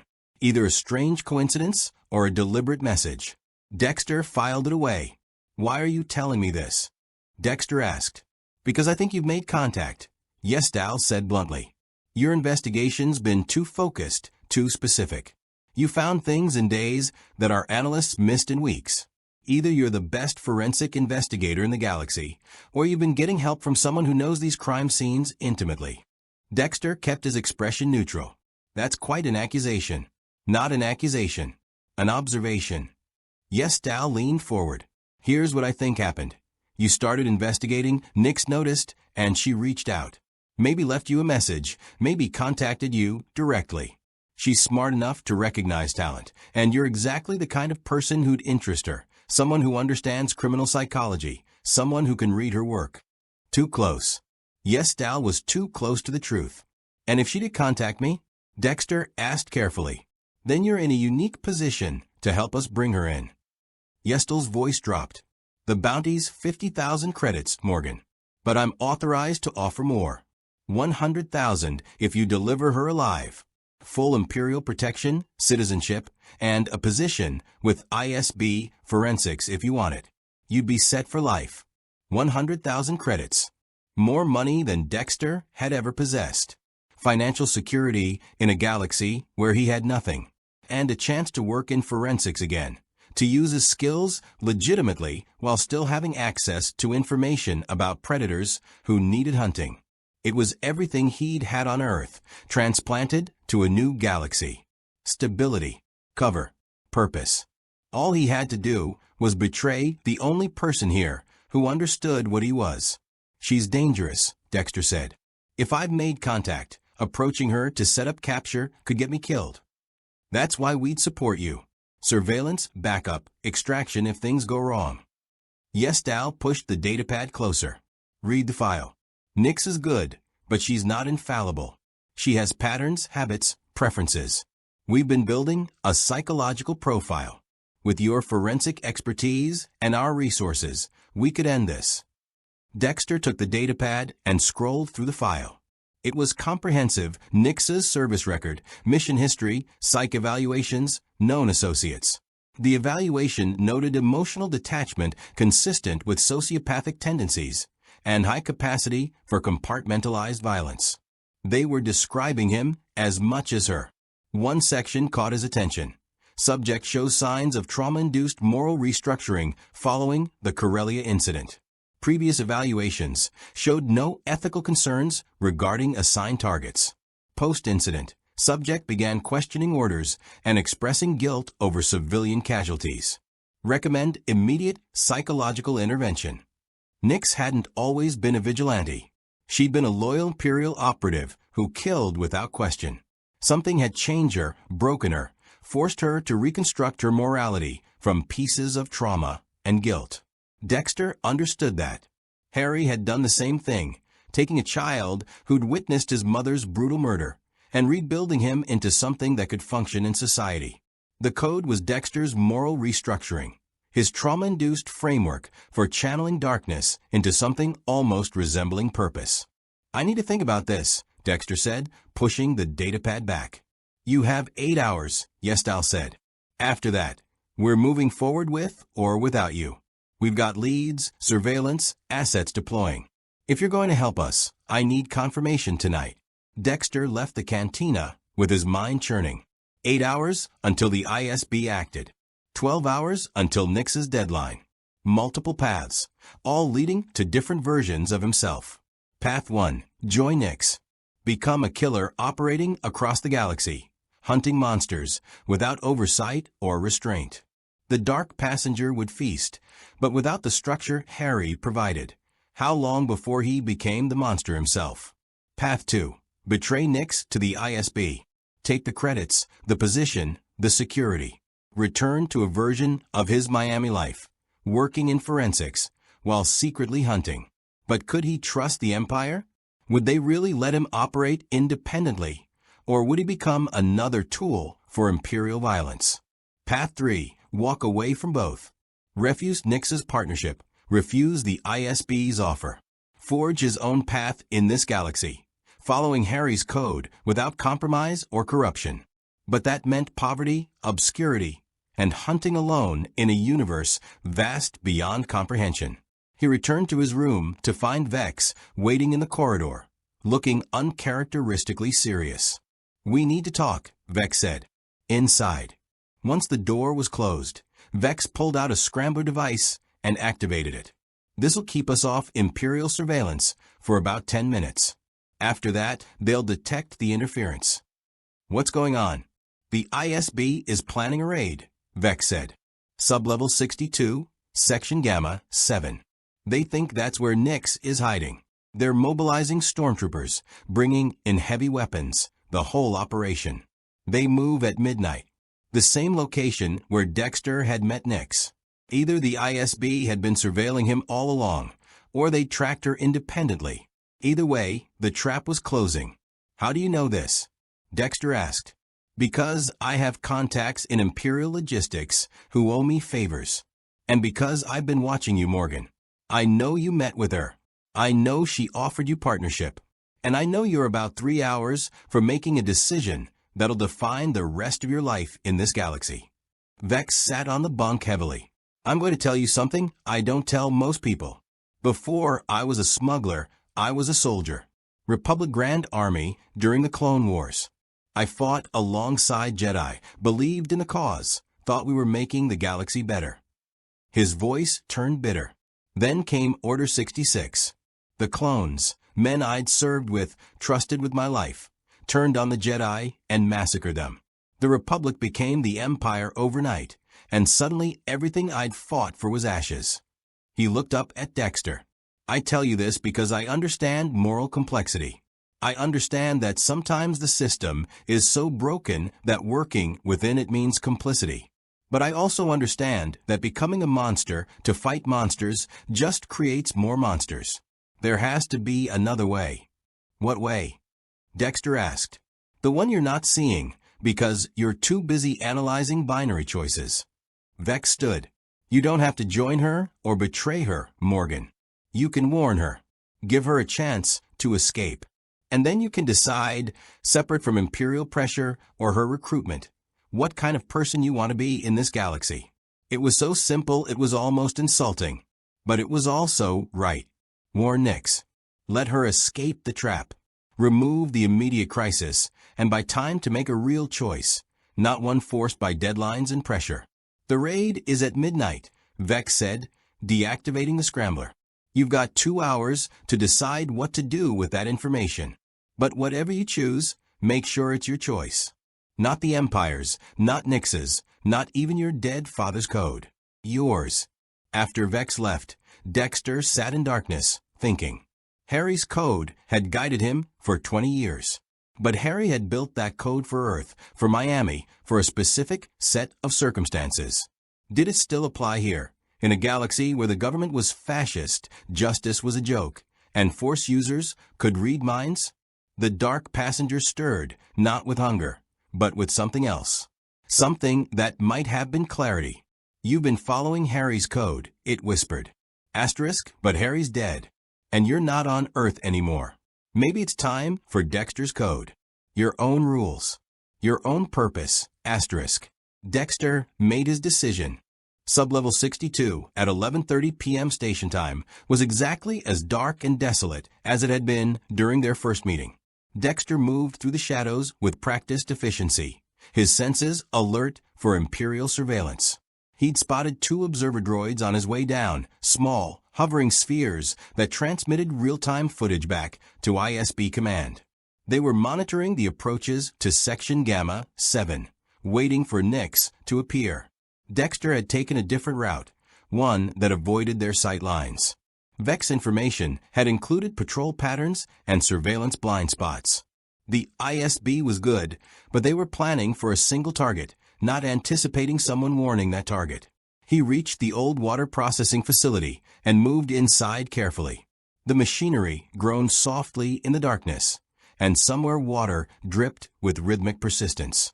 Dexter activated a small glow rod, keeping the light dim. "You're early again," Nyx's voice came from above. Dexter looked up to find her perched on a corroded pipe, perfectly balanced, watching him with that same analytical intensity he recognized from his own reflection. She dropped down silently, landing in a crouch before standing. "And you came armed this time," she noted, nodding toward the blaster visible under his jacket. "Reconsidering my offer? Or here to try stopping me?" "Neither," Dexter said. "I'm here to tell you the ISB is planning a raid. This location, midnight. Stormtroopers, heavy weapons, the full operation. They know who you are, Nyx. They have your real name, your service record, everything." Nyx's expression didn't change, but her body language shifted, shoulders tensing, weight redistributing for immediate flight. "How do you know this?" "Agent Yestow. He thinks I've made contact with you, tried recruiting me to help set you up. And I have a contact who confirmed the raid timing." Dexter kept his voice level. "You have about 25 minutes before they move in. And you came to warn me." Nyx's head tilted. "Why?" "The bounty's 100,000 credits for delivery alive. You could have set this up perfectly, waited for them to soften me up, then claimed credit." "Because you deserve the choice," Dexter said simply. "The choice to run, to fight, to surrender, whatever you decide. But it should be your decision, not one made by Imperial tactics." For a long moment, Nyx just stared at him. Then she laughed, sharp and bitter. "You're either the most honorable person I've met in this cesspool of a galaxy, or the most naive. Haven't figured out which." "Probably both," Dexter admitted. "I've been thinking about your offer, about partnership, about hunting together. And I realize something. I can't join you, Nyx. Not because I disagree with killing predators, but because our codes aren't the same." "Explain." Dexter pulled out his datapad and showed her the analysis he'd compiled. 20% of your kills don't meet the standards I was taught. Targets whose guilt is old or uncertain. People who might have changed. You killed Kira's stepbrother, but he'd reportedly stopped trafficking 3 months before you executed him. If that's true, he didn't fit the code anymore. Nyx's expression hardened. "Once a slaver, always a slaver. People don't change, Dexter. They just hide better." "Maybe," Dexter said. "Or maybe some people genuinely try to be better. I don't know. But I can't kill someone on probably or once upon a time. I need certainty. I need current threat. That's the difference between us." So you came to lecture me about morality before turning me in? I came to warn you and tell you the truth. I'm not joining you. I'm not turning you in. I'm walking away from both options and making my own path. Dexter met her eyes. You should do the same. Leave NAR Shada. Leave the public displays. If you need to hunt, hunt quietly, the way I did for 20 years. Don't let ego or the need for recognition turn you into what you're trying to destroy. Nyx was silent for a moment, processing. When she spoke, her voice was softer, almost vulnerable. You know what's funny? In 3 years, you're the first person who's treated me like a person instead of a monster or an asset. The ISB wants to weaponize me. The Hutts want me dead. Even the people I've saved never know I exist. But you, she shook her head. You actually see me. I see someone who's trying to do the right thing with the wrong methods, Dexter said. I see someone who could be an actual force for justice if they'd stop making it about themselves. And what about you? Nyx challenged. You're walking away from partnership, from credits, from purpose. What's your plan? Live in that coffin-sized room, and hope you stumble across criminals who need killing. I'm going to build something, Dexter said, surprised to find he meant it. A network. Information sharing, target verification, careful elimination of threats that fall through society's cracks. Like what I did on Earth, but adapted for this galaxy. No public displays, no ego, no unnecessary risks. Just removing monsters quietly and efficiently. Alone. If necessary. Nyx studied him, and for a moment something shifted in her expression. Not the hardened killer, but the person underneath, the traumatized operative who tried to rebuild herself from broken pieces. I almost believe you could pull it off. Come with me, Dexter said impulsively. Not as partners hunting together. As separate operators who share information, verify each other's targets, maintain accountability, keep each other from crossing lines. You have resources and experience. I have methodology and discipline. We don't have to work together to work toward the same goal. It was the compromise he hadn't seen before. Not partnership, not betrayal, but cooperation with boundaries. Two predators hunting the same prey while maintaining their own territories and codes. Nyx considered it, and Dexter could see her calculating odds, weighing options. Then distant sounds echoed through the sublevel. Boots on metal, many of them, moving with military precision. They're early, Nyx said, her voice snapping back to cold efficiency. Or you lied about the timing. I didn't lie. Dexter checked his watch, 11:45. 15 minutes early. Either Yestal had fed him false information to test him, or the ISB had accelerated their timeline. Doesn't matter. Nyx moved to a wall panel and pressed something. A hidden door slid open, revealing a tunnel. I've got escape routes. Question is, are you coming? Because if you stay, the ISB will assume you're complicit. Yestal will interrogate you, possibly arrest you. Your noble walk-away plan dies right here. Dexter hadn't considered that. He'd been so focused on the moral choice that he'd forgotten the practical consequences. The ISB wouldn't believe he just happened to be here at the same time as their raid. They'd assume conspiracy. The sounds grew louder. Orders being shouted. Equipment being deployed. Decide, Nyx said, standing at the tunnel entrance. Run with me now, or face the Empire. You've got 5 seconds. The dark passenger screamed for survival.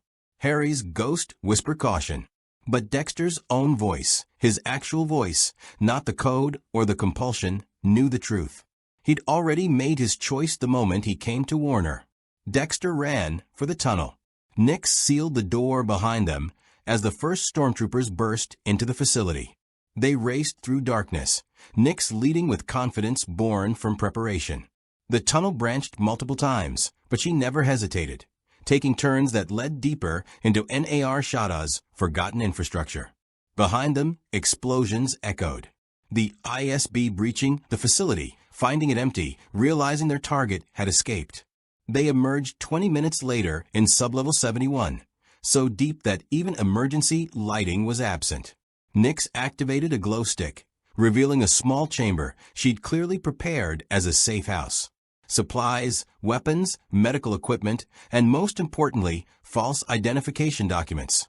"This is where we part ways," Nick said, gathering what she needed. "I'm leaving NAR Shada tonight. There's a smuggler who owes me a favor. Ship leaves in 2 hours for the Outer Rim. You should disappear too. New name, new face if possible, new sublevel. The ISB will be looking for both of us now." "What about your offer?" Dexter asked. "Information sharing? Separate operations?" Nix pulled out a small data chip and tossed it to him. "Encrypted comm frequency. If you need to verify a target, send the information. I'll cross-reference my sources and send back what I find. Same goes for me to you. But we keep our distance, maintain operational security. No meetings, no partnerships, no complications." It was more than Dexter had expected. A lifeline in a galaxy where he had no contacts, no resources, no support structure. Not friendship exactly, but professional courtesy between two predators who respected each other enough to maintain boundaries. "Why help me?" Dexter asked. Nix paused at the exit. "Because in 3 years of killing monsters, you're the first person who tried to make me better instead of just using me or stopping me. That's worth something." She pulled her hood up. "Stay alive, Morgan. This galaxy needs more people who actually give a damn about doing the right thing, even if our methods are questionable." She disappeared into the darkness, leaving Dexter alone in the safe house with a data chip, a blaster, and the realization that he'd just burned every bridge he had in this galaxy. No ISB support. No bounty. No legitimate work. Kira would probably assume he'd failed or betrayed her. Vex might trust him, but association with a fugitive was dangerous. Dexter Morgan was, for the first time in his life, completely on his own. The dark passenger should have been afraid. Instead, it felt almost free. Free to hunt. Free to choose. Free to become exactly what this galaxy needed, without pretense or compromise. Dexter gathered his minimal belongings and planned his next move. New identity first. Then a new location, maybe the mid-levels, where he could establish a legitimate forensic consulting business as cover. Build a network slowly, carefully, the way he should have from the beginning. And when the monsters revealed themselves, as they always did, he'd be ready. With or without partners. With or without Imperial approval. Just Dexter, the dark passenger, and a code he was finally learning to make his own. 3 months later, Dexter Morgan had become someone else entirely. The name on his new identification read Dex Moran, forensic consultant operating out of sublevel 34. The ISB manhunt had faded after the first month. Either they decided he wasn't worth the resources, or they'd assumed he'd fled off-world with Nix.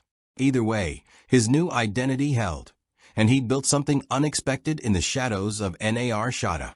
A business. A real one. The office was small but functional. One room with a desk, analysis equipment he'd cobbled together from salvage and black market purchases, and a refresher that only leaked occasionally. But it worked. Word had spread through the mid-levels that Dex Moran could solve problems the authorities ignored. Missing persons, unexplained deaths, evidence analysis for those who couldn't afford official channels or didn't trust them. Most clients came from desperation. A Twi'lek mother whose daughter disappeared. A human merchant whose partner was murdered. A Radian whose brother's death was ruled accidental by HUD enforcers despite obvious signs of foul play. Dexter helped them all. For credits when they could pay. For favors when they couldn't. And in the process, he learned about the monsters hiding in NAR Shada's shadows. He'd killed 4 since establishing himself. A spice dealer who'd been cutting his product with poison that killed 17 people. A loan shark who murdered debtors and sold their organs. A brothel owner who trafficked children. A serial killer who targeted homeless beings in the lower levels, killing for entertainment. Each kill had been careful, methodical, following Harry's code with religious precision. Research, confirmation, execution, disposal. No public displays. No artistic statements. Just efficient removal of threats. The encrypted comm frequency Nix had given him sat unused on his datapad. Not because he didn't trust her information, but because he'd built his own network. Vex had forgiven him for the ISB incident. "You've got principles, even if they're weird ones," he'd said, and had introduced Dexter to information brokers, hackers, and sources across NAR Shada's underworld. Kira had been harder to reconcile with. She'd confronted him 2 weeks after the raid, demanding answers. Dexter had told her a version of the truth, that her stepbrother had been guilty of trafficking, that the killer had operated beyond his reach, that justice had been served even if it wasn't the kind she'd wanted. She'd left angry, but she'd left alive. Sometimes that was the best outcome available.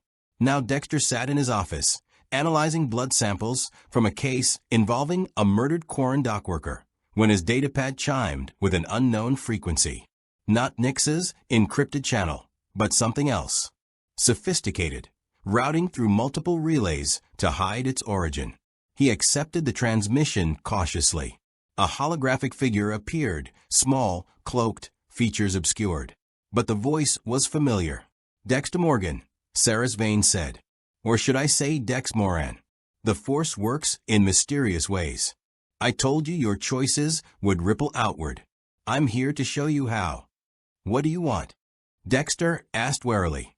To offer you something you need and don't know you need yet. The hologram shifted, and an image appeared beside Saris, a star map with multiple systems highlighted. There are others like you across the galaxy. Not killers with codes, exactly, but people who operate outside the Force's influence. Individuals who see the galaxy's darkness and choose to fight it in ways the Jedi never would and the Sith never could. Dexter leaned forward, intrigued despite himself. What are you proposing?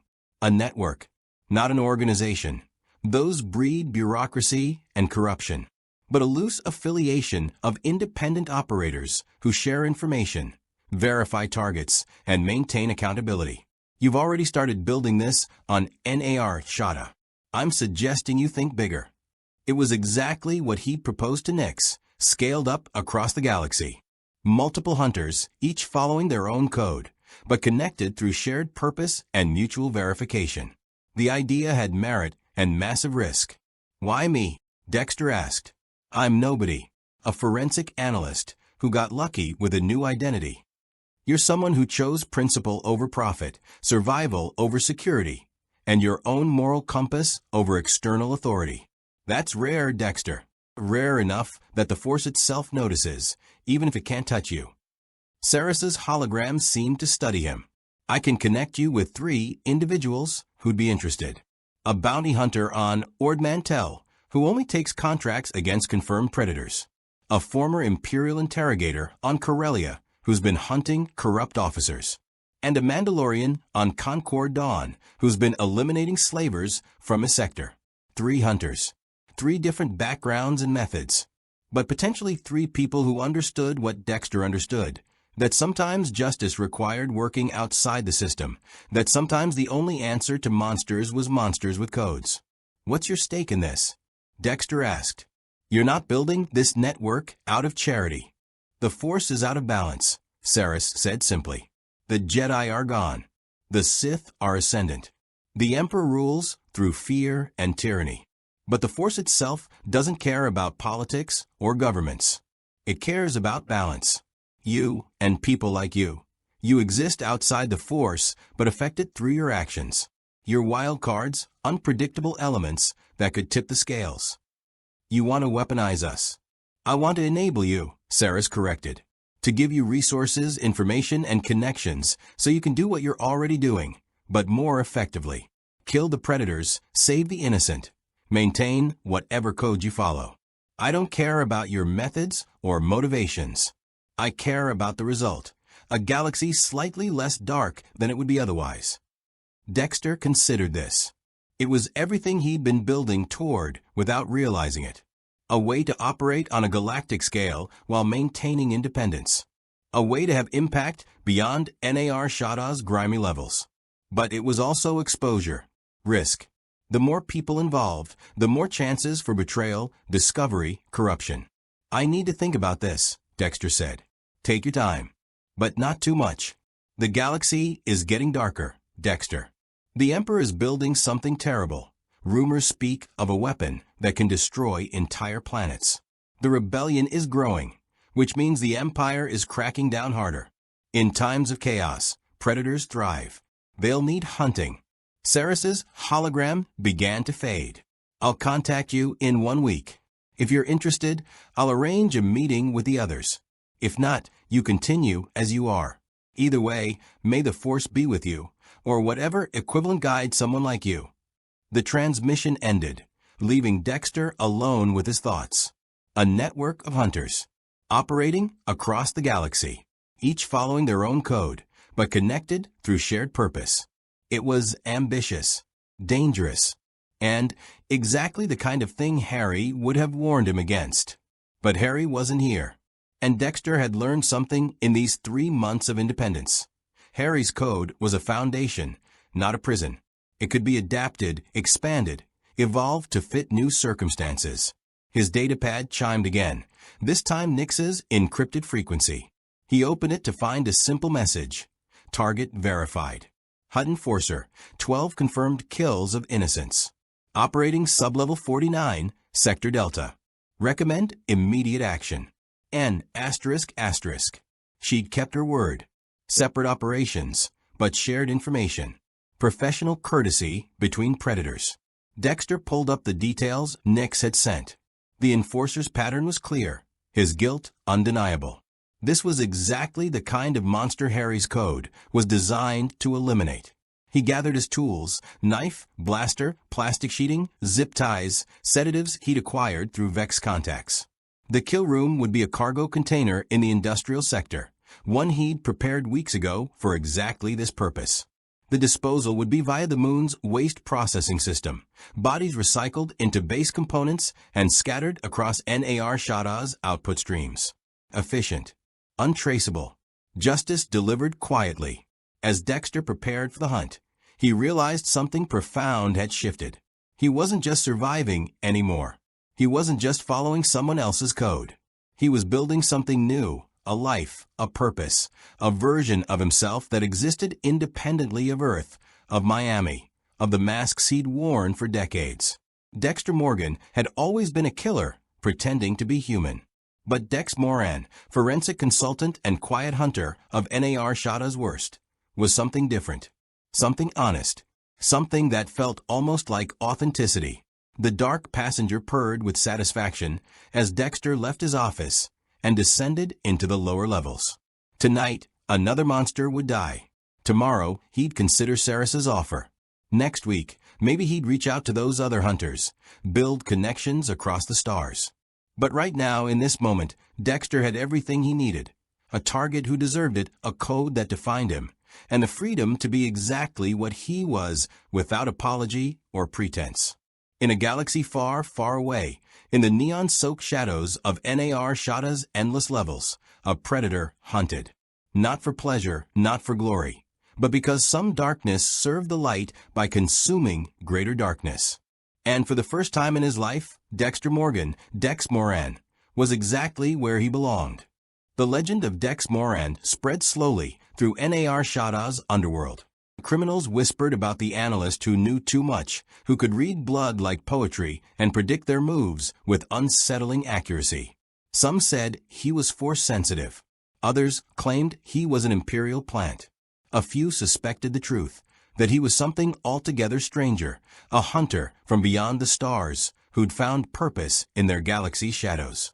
The network Ceres proposed did form, though Dexter remained cautious in his involvement. The bounty hunter, the former interrogator, the Mandalorian.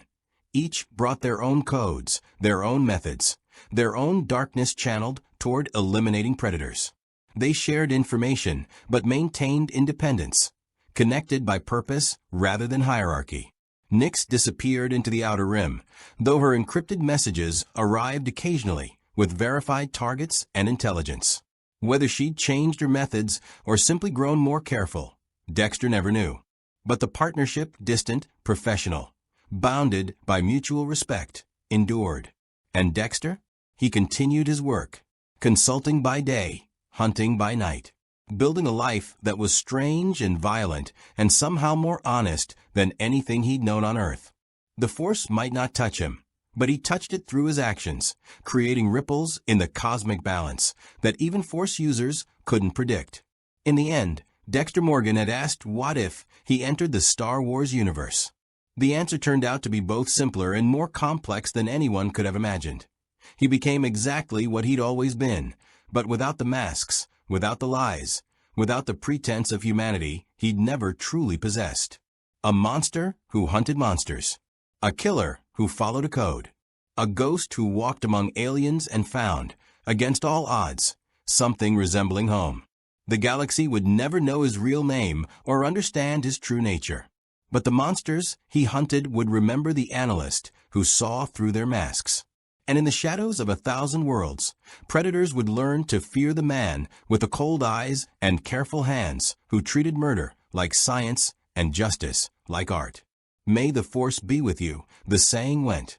But for Dexter Morgan, something else guided his path, something darker, stranger, and perhaps more necessary than the Force itself.